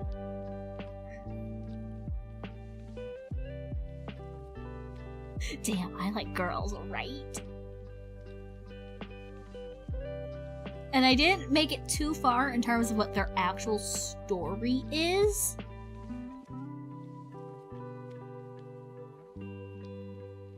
Like, past that point, like, they meet, they become friends, and there's like a couple little blips, but nothing to really connect anything.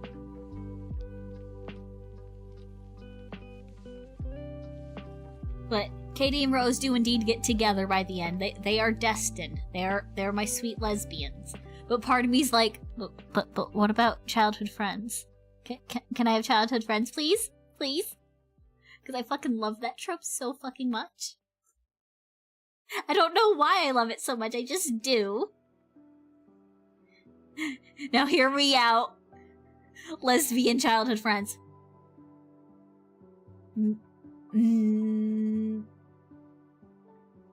Not off the table. Translate.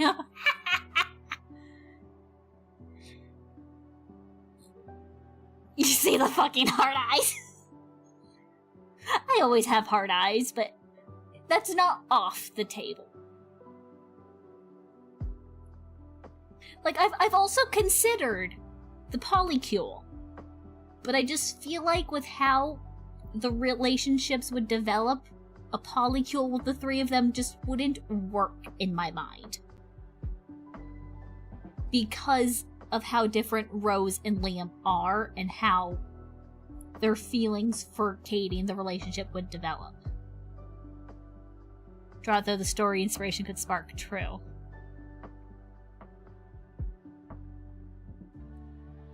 Because in my mind, I have very much come up with the AU of where Katie does get with Liam because I make the rules.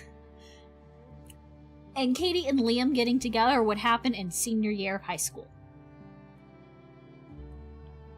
Something changes, Liam decides he's gonna confess, and Katie's like, oh gosh, I didn't think this would be a thing. And then she spends like a week realizing, oh, I think I feel the same.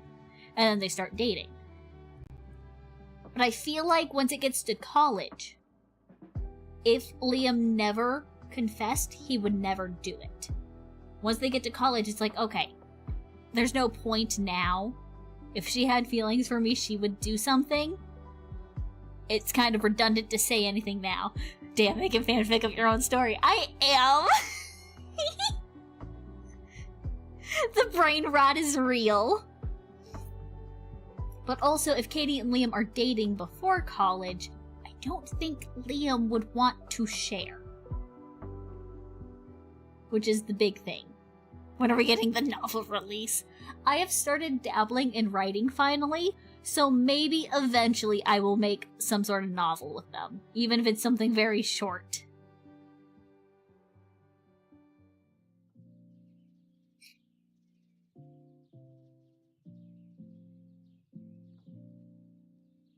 Oh, did you decide my topic when the time comes? Get writing praise the gods, chat. I haven't done any proper writing for either of the stories that we've been talking about. Gonna head out for the night. No worries, Kari. Love you. Have a good sleep. Mrs. Lim proceeds to sell millions of copies and people demand more. I really desperately want to make either of the stories into, like, a comic. But I don't know if I'm gonna have the, my art style when I'm drawing, doesn't feel suited to comic making. I don't know how to really explain it other than that.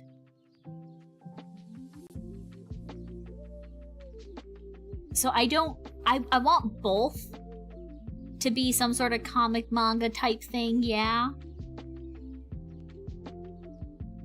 But they also both could really work as, like, a novel. But the thing is, if I do a novel, there's not really any good place for, like, self-posting novels to try and get fans and people to read it.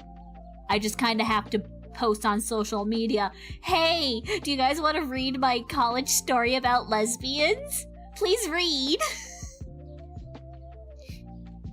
Whereas comics, there's tons of, self-hosted webcomic sites. There's fucking webtoons.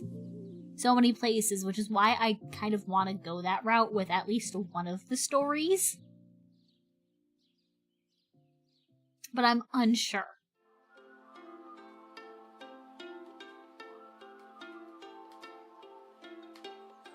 So yeah, I would like to try and write one of them though, because I've been dabbling in writing otherwise for other stuff, and it's working out. I used to be horrendous at writing actual proper writing.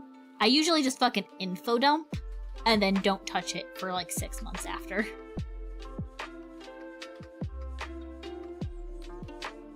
Mailbox permit brain status is unshaken. He has to have pictures. Look at the pretty pictures!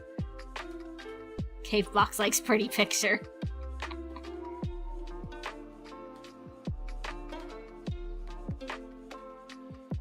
So yeah, both stories I eventually want to, like, make some sort of comic, if not also some sort of novel off of.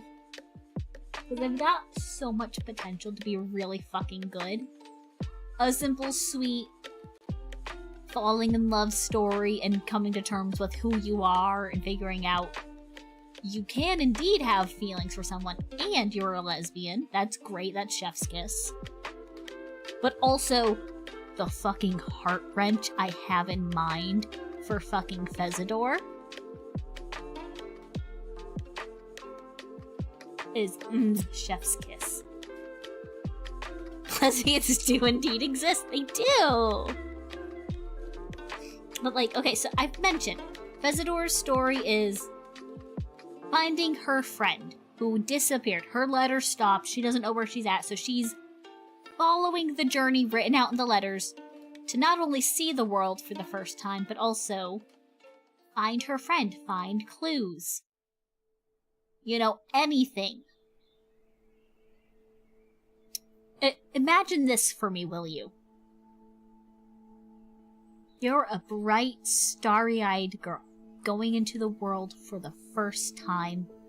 All you have is the whispers of what the world is like you have heard from travelers you haven't been allowed to talk to, and the idealized perfect stories written in letters from your best friend that you don't know are idealized and hide the cruel truth sometimes. Okay? So you're seeing the perfect world, and then you start experiencing the horrors of the world. Experiencing death in front of you. Seeing war and famine. And all of that stuff. And eventually getting to the end and finding out whatever the truth is of what happened to Laurel. I still don't know what happened to her. If she's dead or if she's just missing or whatever. I still haven't figured that out. But figuring out the truth and being a different person at the end. Forever changed by her journey, unable to go back to the naive little girl she was when she first started.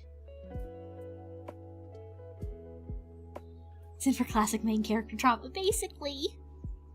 True horror's kick in less than 5 minutes after leaving home. I'm gonna put Fezidor through the grinder, aren't you? Yes, I am. Like, but also, like, before she goes on the journey, she has no real reason for living, in a way. That sounds like morbid, but like, she's just there. She's vibing. She's just doing what her mom says to do. She doesn't question it. And then she starts hearing of the outside world, and then her friend becomes her drive. She's adventuring for her friend, and then by the end, she's adventuring for herself. No purpose, no goals until the friend goes missing. Yes. And then she's gonna go, and she's gonna witness someone probably being murdered in front of her. She's gonna end up going to a town that's been ravaged by beasts and all the dead bodies everywhere. Literally, she's losing a limb at some point. I don't have any plans for any serious injuries to her, but it's not out of the question. No purpose, boom. No life goals, boom. Friend is missing, boom. So, like, she's gonna get put through the fucking grinder. She is not gonna be the same person by the end of it. And her sweet friend Petrus is gonna have to live with that on his hands because he helped her get to that point. He just wanted to protect her. He sworn to her mom to protect her. And she has forever changed. And has gone through so many traumatic events. But she chose to go through it all despite it.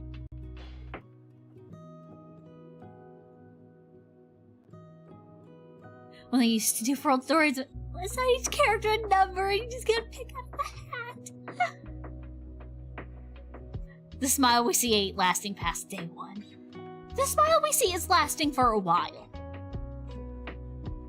Enjoy your character development, Fezidor. It's not gonna be too traumatic, right? Right? It's gonna get 1,000-year stare within the first scene. How I have the very start in my head set up is Fezidor and Petrus leave the grove. They go to the nearest town where they're gonna go and get in contact with the local adventurers guild and find someone to be an escort. They're planning to get to X town, and they need an escort to either get there or at least get part of the way there till they get to another guild to get someone to bring them there, yada yada. And that's where Arden comes in. As my childhood friend, he likes pancakes and a pack of dogs just ate them.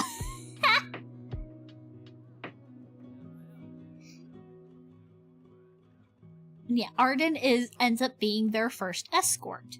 And like a town or two later is when Briar or M, whatever she ends up being called, comes in. It's not too bad, just wait till you get your first kill. Then you can worry. I actually really want to have a very tender moment with Fezidor, Arden, and Petrus a little bit. Where something happens, they get into some sort of trouble, and Fezidor is like, I don't know, something happens, they get attacked by wolves or something. I don't fucking know. I haven't thought of the details just yet. Like to think Fezidor would shank someone and be, huh, neat. No, she would look at the blood on her hands and then just fucking pass out. Her just too shocked, her brain just shuts down. But no, something happens, they get attacked by wolves or something, and everyone's too busy focused protecting her, and someone gets lightly injured. And resurrects Fez's first kill. No! That would traumatize her even more. But yeah, someone gets hurt because they're trying to protect Fezidor, and she's like, I need to learn how to protect myself. All I know how to do is, you know, simple healing and buffs. She's the healer of the group, basically. Can get through an injured Fez like quick bite on an arm, maybe.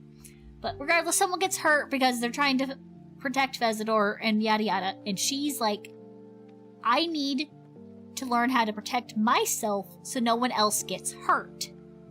And so she tries going to Petrus and being like, hey, can you teach me how to shoot a bow and arrow or something? And Petrus is like, no, you're not allowed to touch a fucking weapon. Because he doesn't want her to have blood on her hands. And so, Arden steps up. He teaches her how to use a dagger. And so just a nice little sweet moment between them where he's teaching her how to swing the dagger and whatnot. You'll poke your eye out, kid, exactly. And so just a nice little bonding moment between Arden and Fezidor, which will eventually have Petrus, once he realizes how determined she is and how actually useful it is that she knows at least basic self-defense after a bit, he will accept her learning how to use the dagger and how to use weapons. He won't, like, outright say it, but he'll be the kind to go up to her and be like, your stance is wrong. And then, like, position her in the right stance and then walk away as, like, his way of showing his approval. He's that kind of person. Wider stamps, dipshit, yes! Like, that kind of thing. And that scene is... Those scenes are gonna be so freaking cute, aside from someone probably getting fucking injured because of her. Yeah, it's gonna be one of those things. And then... I don't think I want Fezidor and Arden to be a romantic thing. I don't think I do, but I want them to have some sort of bond. Just hold the dagger, let it do the work. I want Fezidor and Arden to bond, at least. Because I have a vivid scene where, at the end of the story, Fezidor is a changed fucking person. She has discovered what happened with Laurel. The journey she originally went on is over, and she's ready to start on her own one for herself. You know, take her own step forward for once. Big brother and little sister, basically. She stabs herself at least once. Oh yeah, totally. I think Arden would teach Fezidor how to gamble. Oh, abso-fucking-lutely!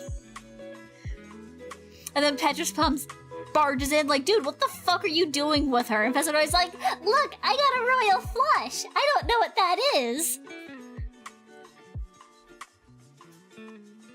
But, I have a vivid scene for, like, near the end. She's ready to go on her own journey, travel for herself, and be a new, changed person. And so, to mark that, she goes to Arden and asks for a favor.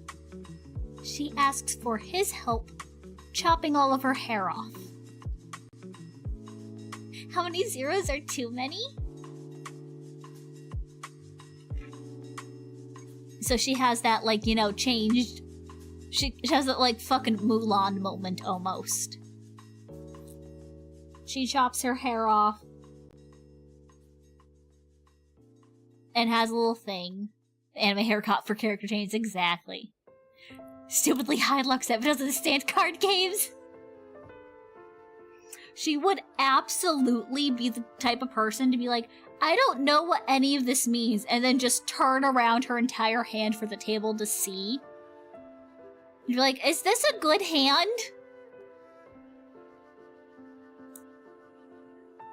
Jess absolutely sucks at Yu-Gi-Oh! Yes! She'd suck. So bad. But yeah, Fezzador would go to Arden to get her haircut instead of doing it herself or going to Petrus, her childhood friend who's been caring for her basically entire life. Because they've bonded, she trusts him. Hey guys, Exodia has 5 pieces, right?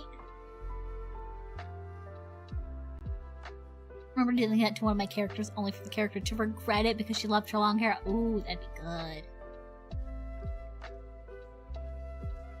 But yeah, cutting the hair short to mark how changed she is of a person. And all of that. So those are like 2 Fezzador Arden bonding scenes I have in my mind.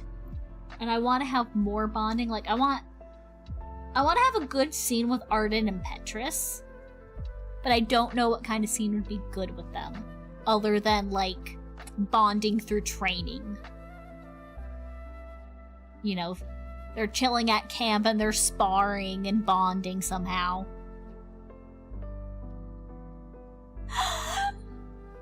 Arden would play a prank visitor and give her a mullet. Oh no!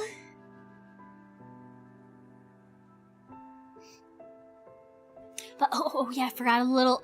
So, her cutting her hair and having Arden help is also going to be a little thing.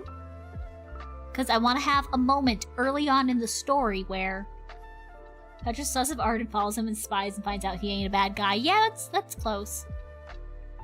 Arden never reveals true name until trust bonding moment? Potentially. Maybe. I haven't thought that far, but maybe. Early on in the story, to kind of show how babied Fezzador is and how much of a reluctant mom friend Petrus is, I want to have a story where, a little scene, where Petrus asks, where Fezzador asks Petrus to help trim her bangs. Because she can't do it herself, she doesn't have a mirror. And so they have, like, cute little intimate moment where he's helping cut her hair. But it shows that, you know, she relies on him. And he cares for her greatly. But at the end of the story, she doesn't go to him for the big change. She goes to Arden instead. Arden's buying Fezzador a birthday present, and Petrus literally thinks he's gonna kill her or something. Yes! Like eating things like, oh yeah, I hate these, but she loves them, so I'm just gonna put them on her plate without even asking. Yes! Oh, I fucking love those too. That'd be 100% Petrus. They'd, like, go to a fucking restaurant, and just without saying anything, without questioning anything, he just casually, like, puts, like, her favorite side from his plate onto hers, and just doesn't question it.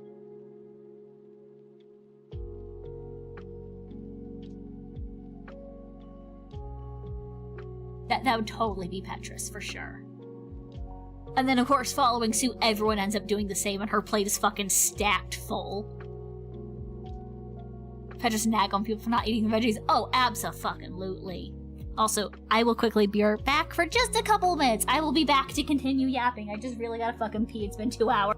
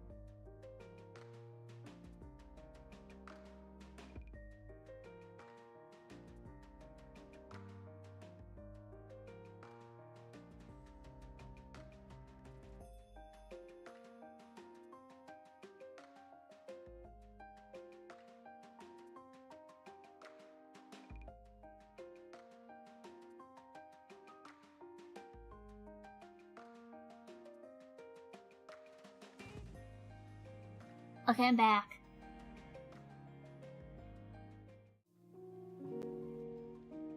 You must an exclamation. Oh gosh, no, not.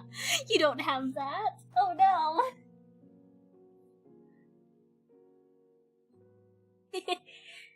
But yes, Petrus would definitely make the entire party eat their veggies and have a balanced diet as best as they can while they're on the road.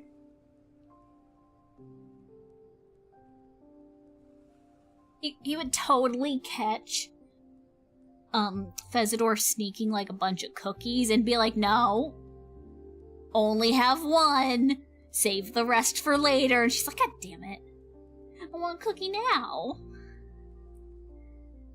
It's like, man, it's my job to do it. Oh no! You're not the only person I know who has a piss command either.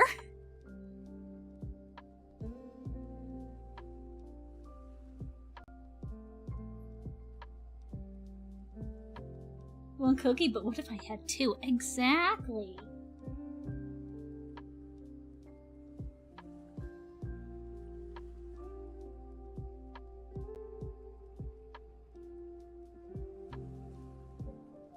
This kind is my fault. Oh no.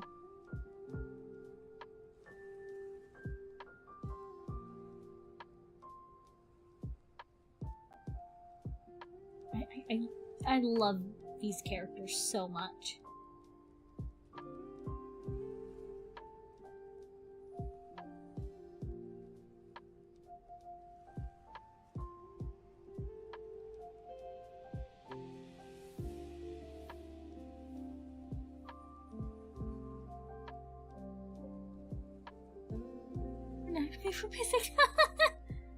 That just needs the sugar. She definitely won't go hyper. Exactly.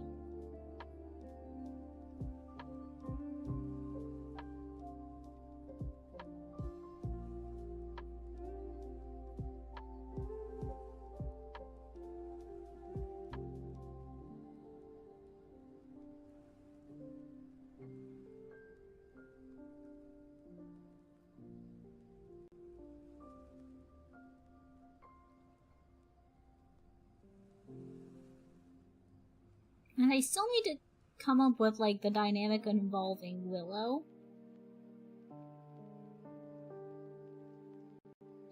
What kind of fun moments could involve her?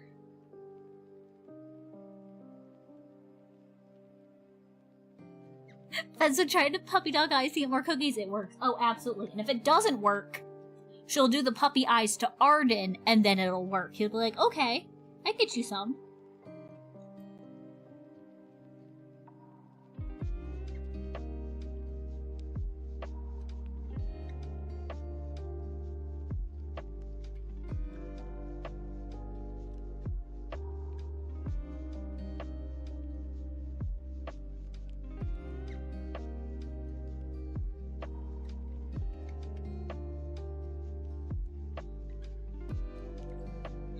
Just, I still don't know how Willow's dynamic would end up being in the group, other than just being the token goth girl who's very awkward. The straight man Avery antic, you know, it's not a bad idea. It's like someone will say a joke, but her still face expression. Yes. Oh, she would totally be the type. She'll make a joke about something fucked up, like, I don't know. I can't think of anything off the top of my head, but she'll make like a fucked up joke, but say it with such a straight face. You're like, was that a? Were you serious or?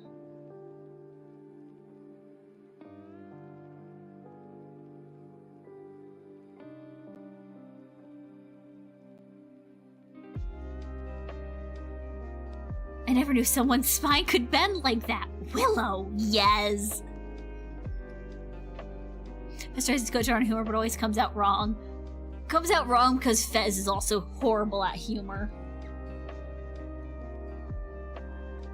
The only person she's had to worry about making laugh is Laurel and Petrus.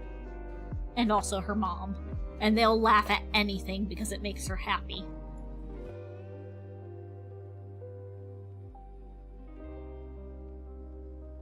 The only funny one is Arden. Oh, absolutely.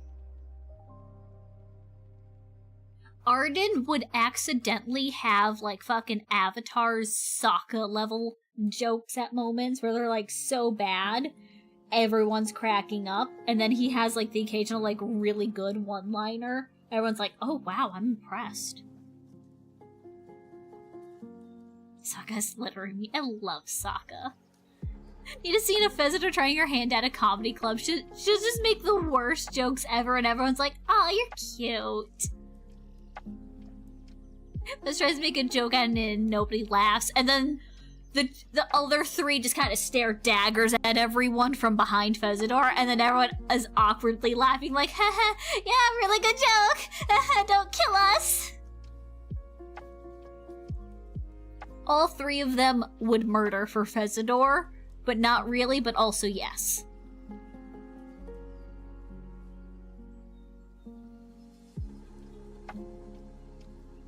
Fezzitor is baby girl, and they will do anything to keep her happy.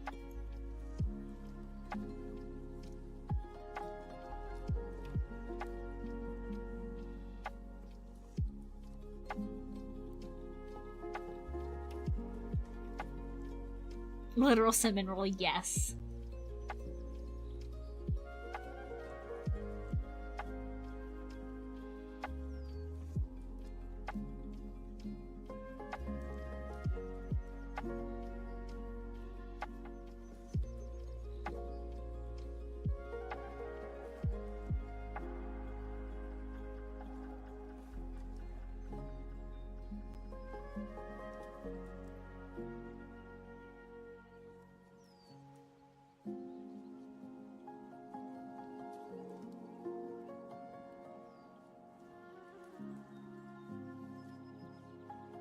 Thanks to get cinnamon roll by rolling a bunch of cinnamon up in a ball. Oh yeah, she's dumb as a fucking rock. Cinnamon roll until until she sees someone's insides become outsides.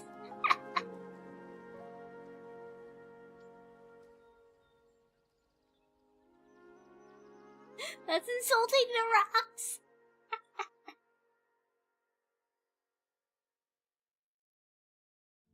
Yeah,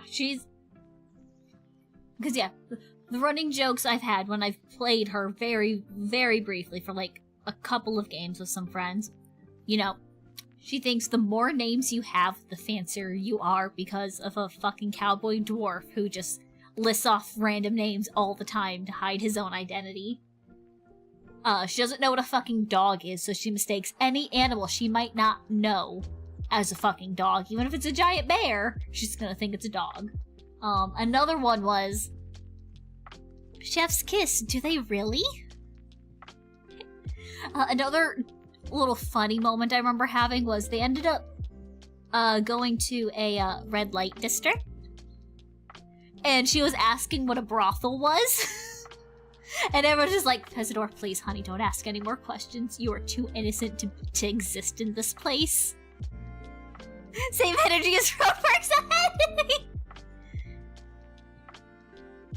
She's Mantes spill out, has second shock and says, why is it so long? I thought Deep Blood was like, oh no.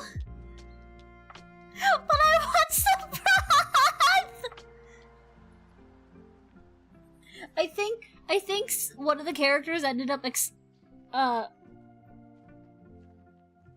don't know, explaining what a Lady of the Night was in like the most PJ way possible without saying anything explicit, and her reaction was, I want to do that, without knowing what the fuck she was actually saying.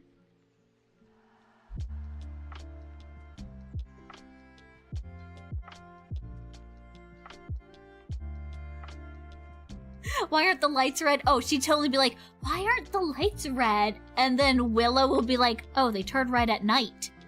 Oh, okay. And then Arden and Petrus just look over at Willow like, really?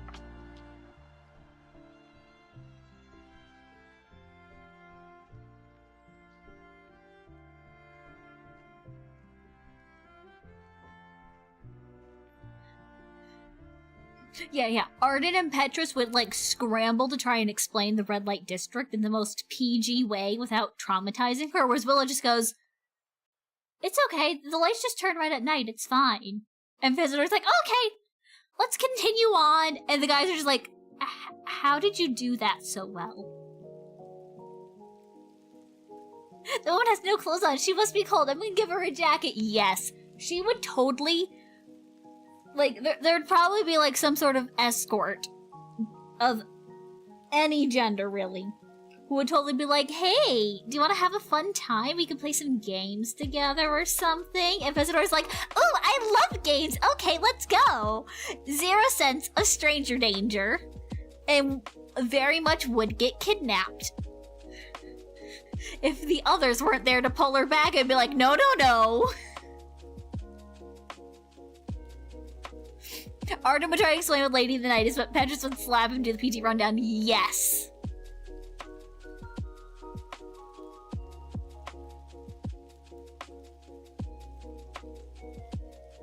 That's exactly it.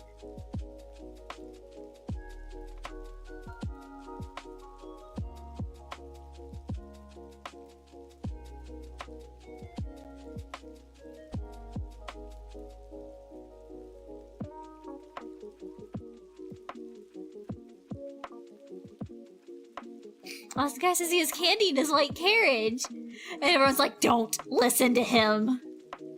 She gets kidnapped and doesn't know she's in danger until it's well over. Yeah, she's just there having a blast, making friends with the kidnappers, making plans to go to one of their weddings next spring.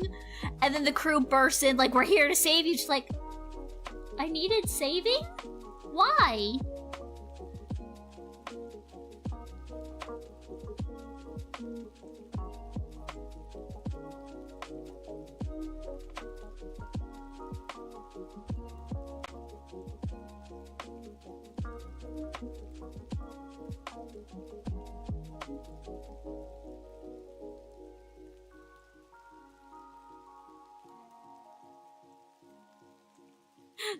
They never gave me my candy. They just wanted the money.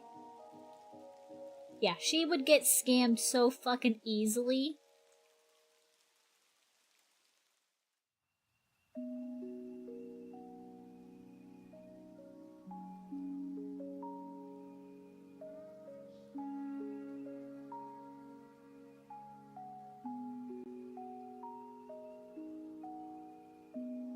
So I was kidnapped. She talked to Jutsu's to kidnap her to fixing her.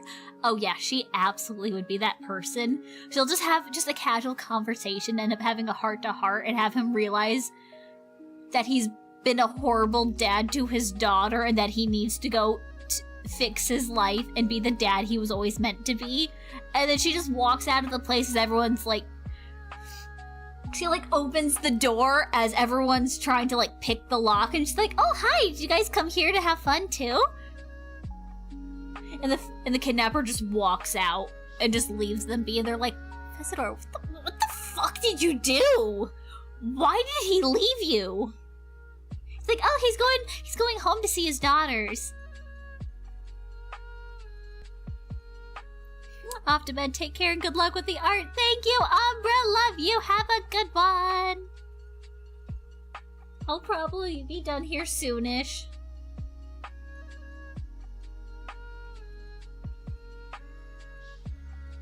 Reverse psychological damage, yeah.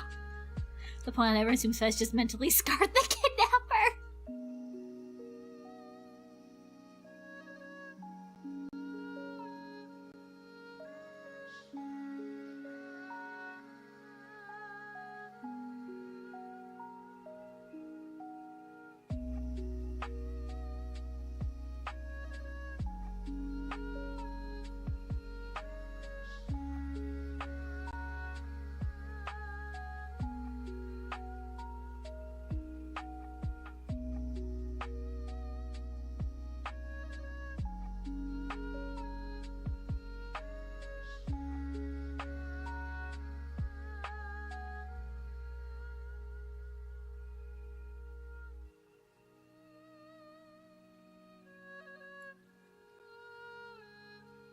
I love Visitor. She's my baby, and now you guys understand at least partially why I have brain rot for her. Like, I need to make her story a reality. I need to make these silly scenes actually happen.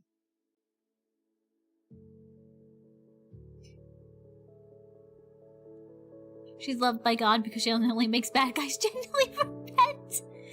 Because they remembered how much innocence there is in the world, they're taking part in corrupting it. Yes. Gonna meet like a fucking oracle who has a connection to God, who's like, the gods bless you. They thank you for your work. And she's like, what? What am I doing? Fezidor's baby girl must be protected at all costs. Yes. It's Fezidor Protection Squad. That's Petra's, Willow, and Arden. They're the Fezidor Protection Squad. And I love them so much. I've known Fezidor for 5 minutes, but I think her, I'd kill everyone in this room and then myself. Yes! That is basically Willow. And also Arden.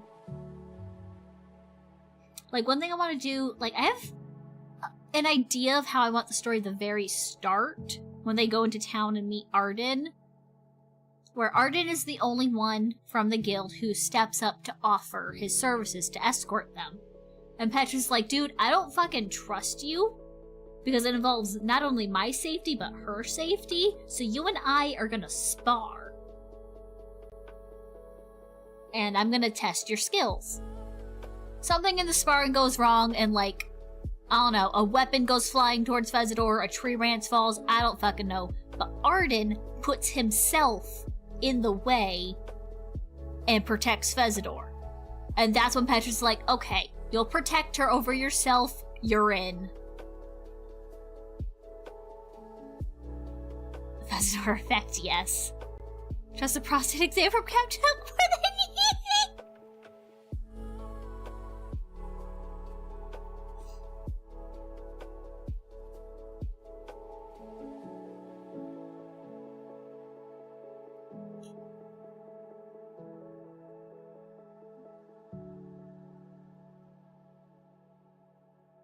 I kind of want Willow to have, like,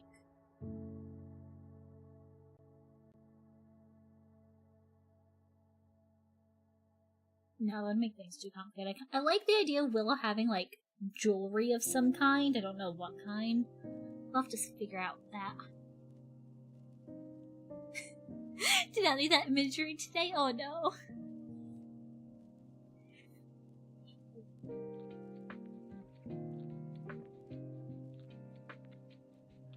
Fezidor touched Arden's new lover by having her draw what she loves about Arden. Like, she hands him the nicest unbroken crayon she's had since the beginning of the journey. Oh. Yes. Maybe she'll just have, like, one ear cuff.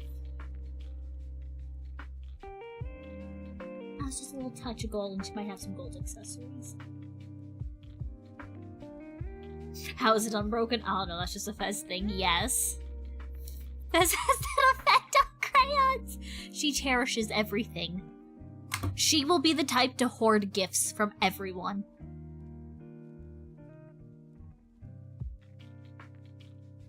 Just draws Fez and labels it his adoptive daughter.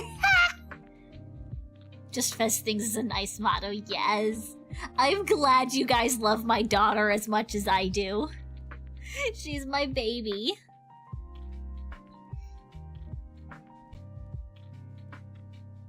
Like, she would totally be the person where, like,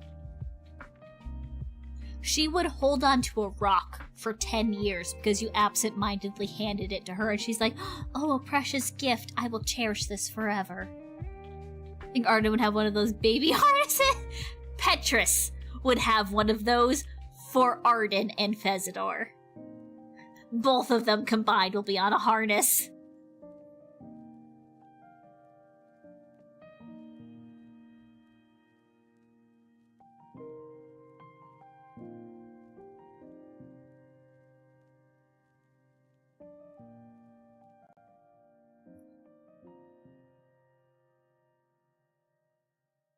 Willow is not as chaotic, so she wouldn't need to go on it.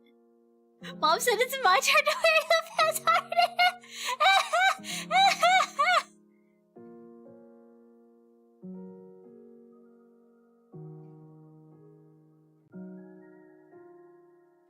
It's so good. I Eggsy are catching up with a former rude person that tried to use her as bait like a piece of cloth and be like, oh hey, I didn't have the chance to get this back to you from like 6 years ago. Yes, she would totally be that person. Willow would teach Fez how to steal copper wire.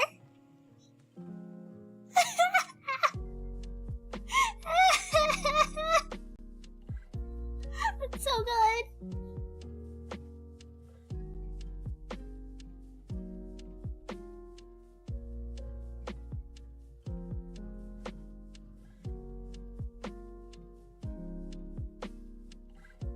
I love these guys so much. They're so good. Willow tries to teach Fez the basics of dark magic, but it never works due to her imaginary pure soul. I could make something like that a thing. Or for some reason, someone's trying to do some sort of dark magic, but because Fezidor is in the room, it just doesn't fucking work. And no one's able to fucking explain it. As soon as she steps out of the room and is out of sight, it works perfectly fine.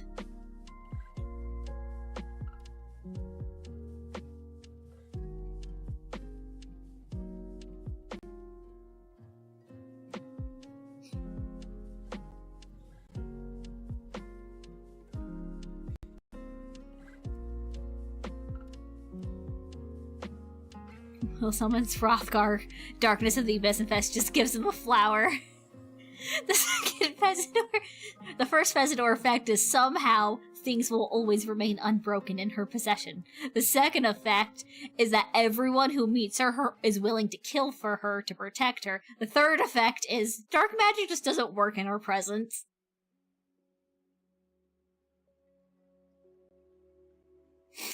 Hello, I think I left my friend in there. Can you help me? And somehow makes it in. Oh yeah, she would... In terms of a D&D character and stats, she is very low in intelligence and wisdom, but somehow really fucking high in charisma, and is just able to convince anyone to do things because she's just so innocent. People are like, okay, anything for you. She realized the blessing of the gods. Does it make her a bard? Originally, she's a druid, but I'm not against the idea of her being a pseudo-bard. The general classes I've had in mind, while in terms of the story, they won't follow the general classes, but in general, Laurel was going to be a paladin, I think? Was it a paladin? One of the fucking holy ones. Fezidor was going to be a druid, Petrus was a ranger, and then Arden was going to be a rogue. And Willow was going to be a warlock. But they're not going to rigidly follow those, like... Petrus knows how to use a sword, because carrying a bow and making arrows while on the road is going to be a pain sometimes.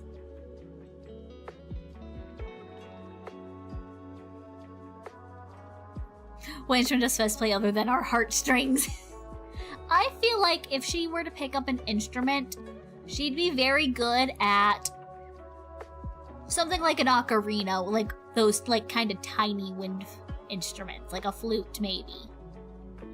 Got put in here and everyone started calling me the Kingpin. What is that? Oh, she would totally somehow befriend a bunch of bad guys in a town and somehow end up as their pseudo leader and just not know how that happened.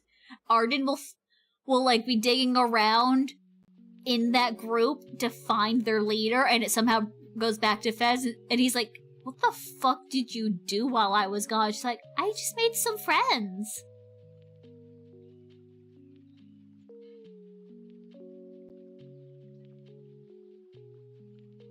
Like, hey Fez, what's wrong? You haven't touched your food. I miss apples. The next day, 700 apples are at her bedside.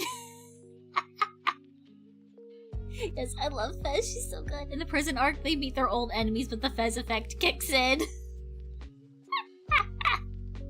I love it. I love it. So good. I'm so glad to share the brain rot with you guys. She's my baby.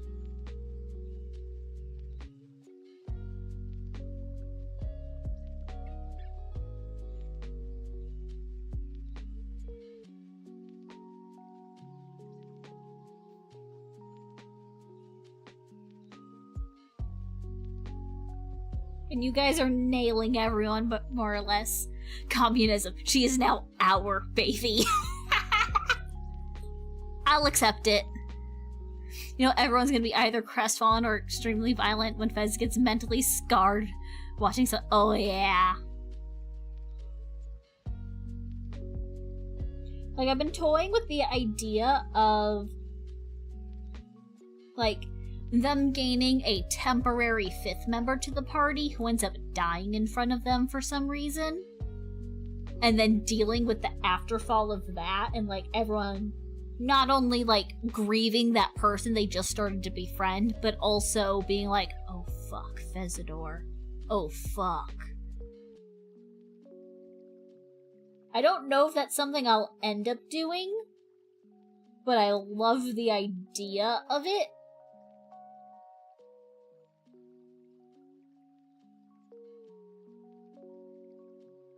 Fez, you sweet summer sausage.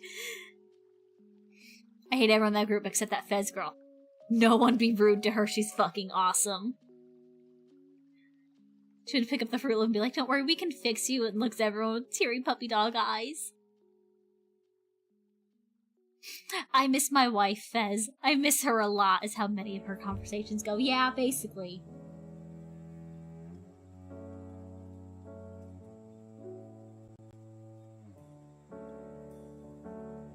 Yeah, some things I want to happen in the story that slowly break her is generally the realization that Laurel was painting an idealized version of the world for Fezador because Laurel wanted Fezador to get out in the world.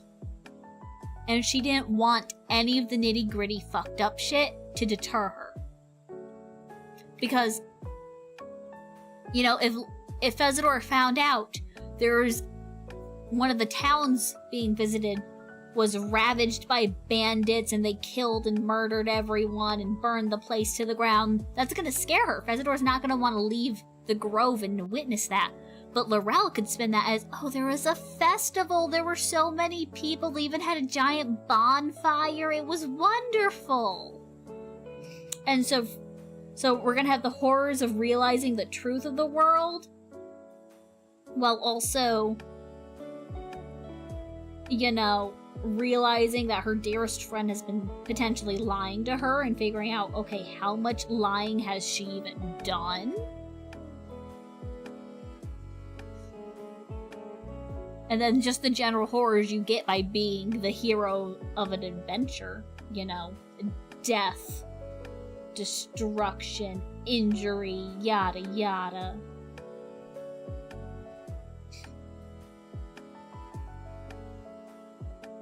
We open with a story told to Fez over the course of the adventure. We see every single thing in that story happen just in a twisted sort of way, kind of.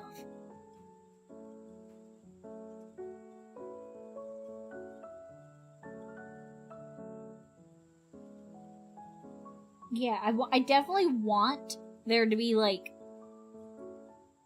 people to know vaguely what some of the stories Laurel told Fezador via the letters. I kind of want to have some sort of idea of what, you know, Laurel said about XYZ, and then for us to discover alongside Fez what actually happened.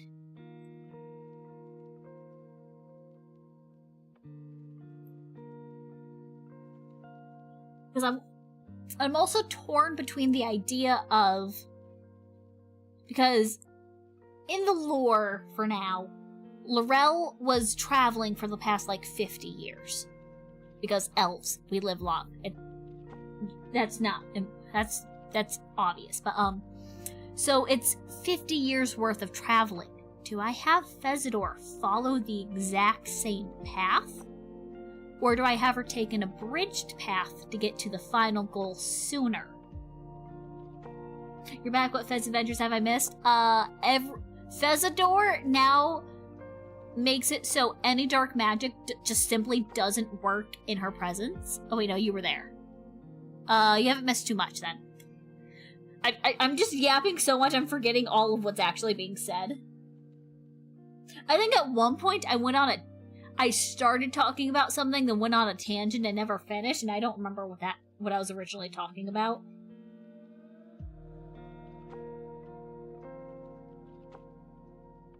White Fez goes full metal break. And unlocks illusion magic, literally projecting Laurel's idea of reality. Oh. That is a delicious idea. Very delicious idea. I think Fez went on a different path, and Laurel's decimated because she was hoping Fez would follow her path. Now that's a good idea. A very good idea. I still don't know what happened to Laurel. I'm still trying to figure it out. I'm currently operating as if Laurel died, just because that's simpler. Starting to see Mystic as less of a witch and more of a keeper of a big-ass library for everything includes people's diary records from the guild. And lots of I love that so much. That's so good. But I'm currently operating as if Laurel died, because that's just a concise thing. I can always change it after the fact.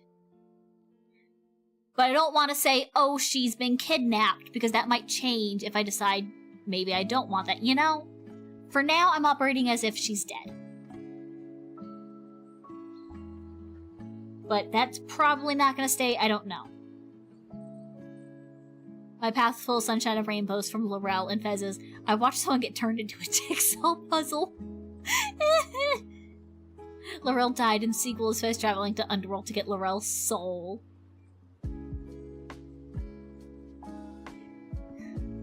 Oh goodness. Just like fucking Orpheus it and get Laurel's soul out.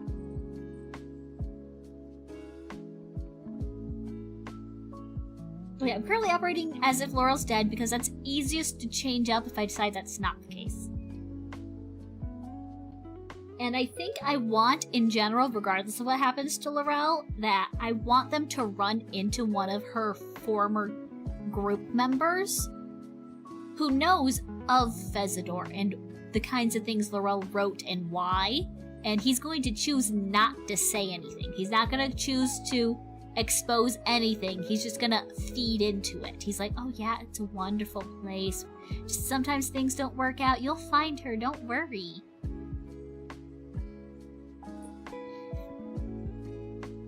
It's just Fez going to Satan and asking, can I pretty please have Laurel's soul? And she gets it. Everything points to her having died, but Fez sees her, catches up with her without anyone noticing, so she knows she's okay. But I was still like, oh Fez, it's okay, we'll continue our journey, trying not to mention it. Fez is like so powerful, even Satan can't resist. So Lily Fezador, you expect different? Exactly.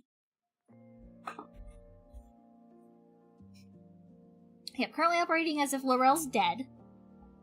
I want to meet one of the former group members who won't say anything to Fezador, but I think will say something to Petrus and maybe Arden to say, hey, you guys have probably caught on by now, but things aren't like how the letter said. Please take good care of the girl, because I fear for her if she wants to keep up with this journey. What if Fez's wake-up call's finding Laurel's body? That's a good idea. At least what I'm currently operating under, with Laurel being dead, is the letter stopped because the town they were visiting got ravaged by a dragon or something, whatever. Town's destroyed and Laurel died in battle saving people. And the party disbanded because they were too distraught by what happened. And you know, like, oh, we finally lost a member to actual death. You know, they've had, like, aside from, like, the horrors of the world, they've never had any tragedy in the party. And this is the first one, they're like, I don't know if we can keep going. And that's how they disbanded. That's how I'm currently operating. I don't think that's gonna stay. So the plan is, if I do keep up with that, they're gonna get to the town, see it's ravaged, find out Laurel died in battle, and then they're gonna go back to camp where Fezador's just silent. She holes up in the little tent and you don't see her, and she spends like a day and a half just not being seen or heard, and then she finally comes out and then asks Arden, hey, can you help me with something? I need you to help me cut my hair. Because during that time, she's decided she's gonna continue on. That's what I'm currently operating with. I don't know if that's gonna stay. But I like the idea of it so far. I've barely... Like, I have, in terms of the actual fucking story, I have... Well, I want black. We have the start, the end. I have, like, that vaguely idea, and I have a little bit here and, like, random little scenes, and that's it. I have nothing in between or connecting things. Pulls an Achilles, holding it up for like 10 books in the Iliad. But it's like, she's fucking grieving, she's traumatized, she's trying to figure out what the fuck she's doing with her life. Drawing a timeline on apps for it. I could. Oh, I'm on the wrong layer.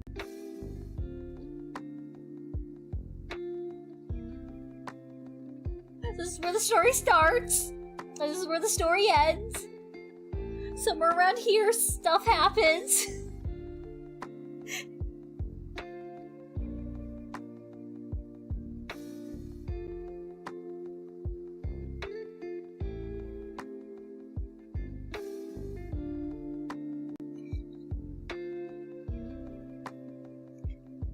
We wonder why she has resting bitch face. But yeah, I haven't done much of the actual story connecting things, just because I'm torn between how much of Laurel's story I have to develop to make Fezidor's story work out. Or if I should get a rough thing for Fezidor's storyline, and then just make it work for Laurel, you know? Just flip-flopping and all that stuff. So it becomes realizes the story, I'll gobble up. That makes me so happy. I so desperately want to make it some sort of story. Fuck it, we'll make it into a show. One thing I would like to do this year is, like, even just make a simple Mother, one-page... don't forget to save. I've not saved once this entire stream. It's time for a health check, Mother. I haven't saved once!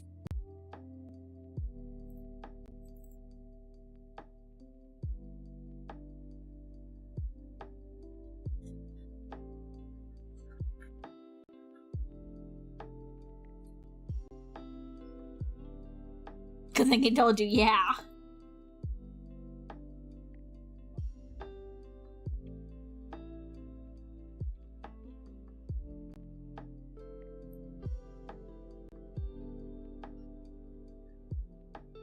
I can't fucking type.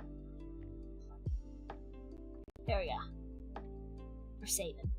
There we go, we're saved. I don't need to save anything else. No, I don't. Yeah, no.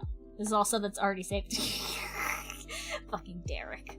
He looks so stupid like that. But yes. I love my characters. They're my babies. And I really... My wishing well is Fez's story become real.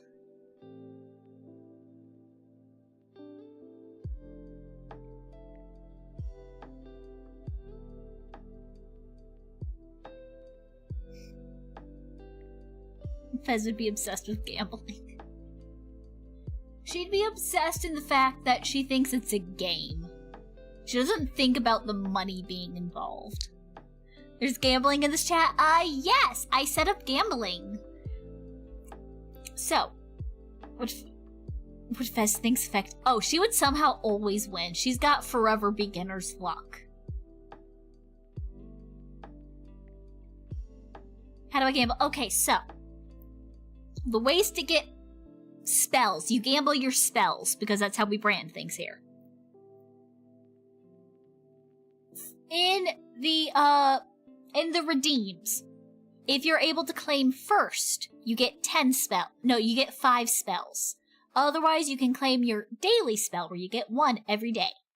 You can also get 10 spells by subbing. And then you can gamble. You do exclamation point, gamble, and then a number. And then it's a 50-50 shot if you double your bet. 8 spells, I just got my first spell.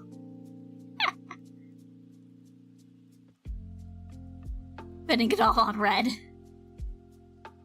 Yeah, it's a 50-50 shot if you win.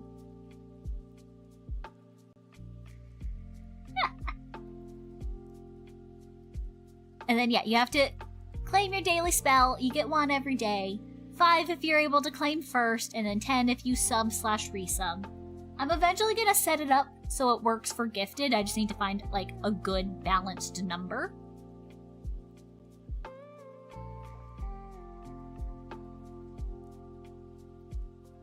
Forgot to claim, yes. But yeah, I originally set up the gambling for Halloween, and you were gambling candy. So there was a trick-or-treat redeem, and it gave you a random amount, and then you can gamble it to try and get more candies. And so I just reskinned it, and made it work for the daily stuff. And there are also 2 loose conditions. If you notice, there's one where you have 2 sparkles and 1 magic ball, and then there's one that's got a dragon sparkle and magic ball. So how the gambling is set up is, when you gamble, my program generates a number 1 through 100. If it's 50 or higher, you win. If it's less than 50, you lose. And then if it's 25 or less, you get the dragon sparkle thing, so you get no matching. But if it's 25 to 49, you get the 2 sparkles and the magic ball. So you're like almost win, but not quite. This is a reminder that 98% of gamblers quit before they hit the jackpot. So my luck sucks. It's all random. It's a 50-50 shot to win, and then if you lose, it's another 50-50 shot how badly you lost. Just because it adds some variety.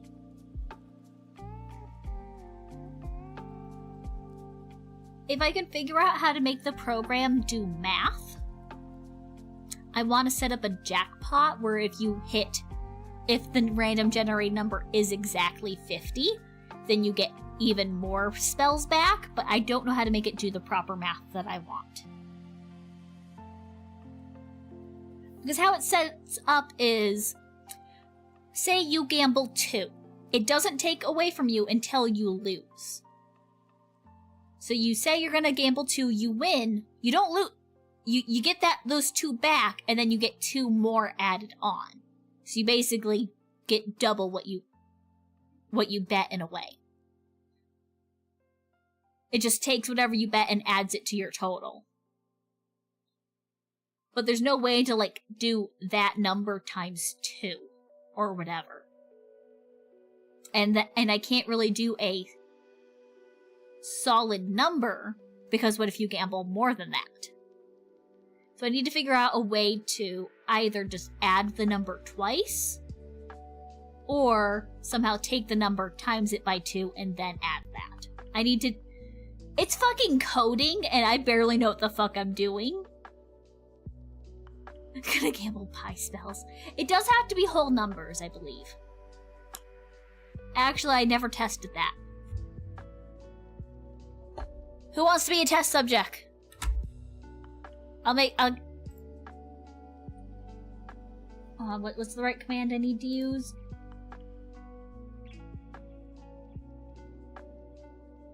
It is...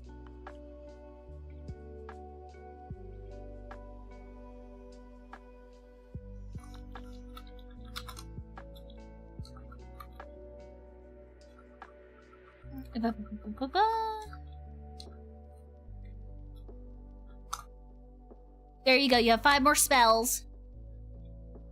Try gambling. Okay, so it only does whole numbers.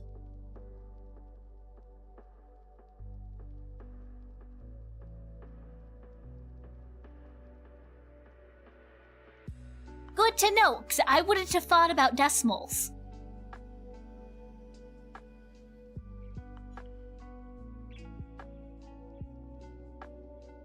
I wouldn't have thought that, and then someone in the future would have tested it and somehow broke things. Bro doesn't gamble right.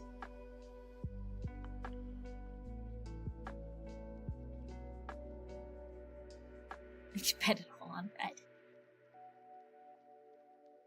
Yeah, I'm glad everyone seems to like the gambling today. And the gambling's gonna be a year-round thing as well. Stop in any stream, claim your daily spell, and gamble away. It's great.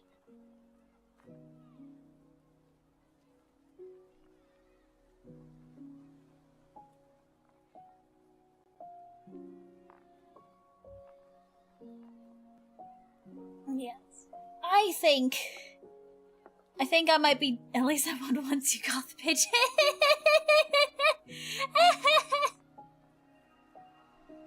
I think I might be done for today. I am quite whooped from the yapping. I can tell my voice is strained from all the laughing.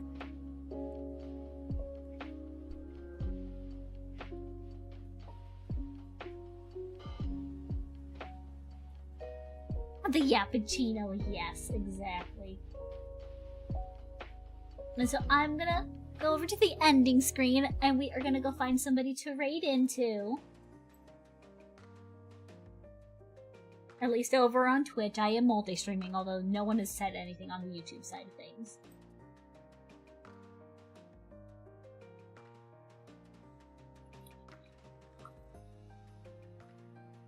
Thanks for the stream. Thank you for coming.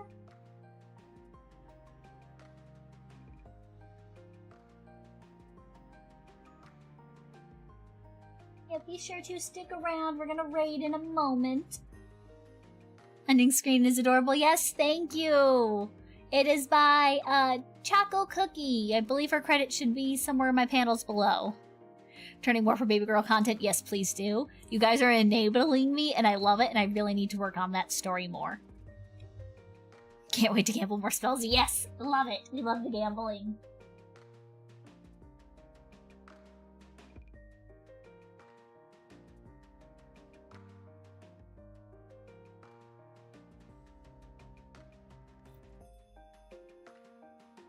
I should be live, hopefully tomorrow or Friday, depending on if things come up, with Tyree, doing more of our Pokemon Soul Link Nuzlocke, whatever we call it. Because Vector's already transcended fiction. Love it, yes. I'm so glad you guys love her as much as I do. It's so good. She's my baby.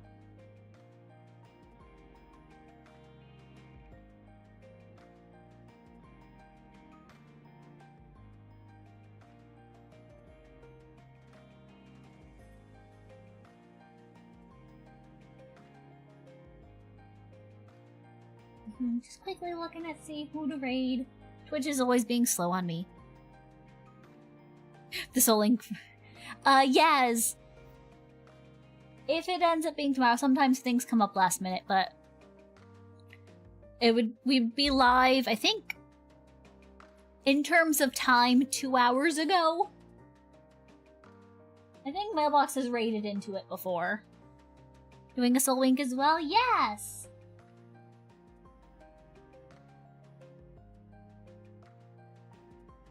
We are playing Ultra Sun and Ultra Moon. Bedtime, yes.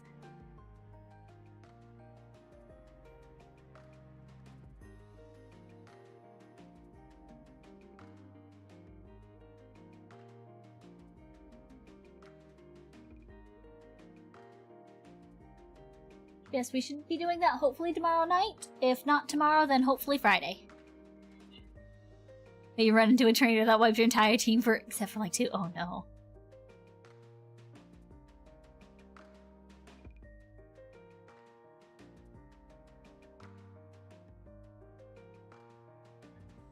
Alright, I have found someone to raid into who is doing some cute art. Botstick, why? We're gonna be raiding over to Ukira Musa. If you'd like to use the raid messages, there you go. There is one available for anybody and one for subs. And also, I believe I have it set it up. If you spend 300 channel points, you can unlock an emote of your choice and you can pick the mystery comfy emote and use that even though you're not subbed. Yes, we are raiding over to Ukiramusa. I don't know how to pronounce that, but doing some sort of art. It's very zoomed in, I can't see, but it looks super cute so far. Her model is adorable, looks like she's a monkey. And yes, that is gonna be it for me today, everybody. Thank you all for calling and listening to me yap, and I will see you guys next time. Bye-bye.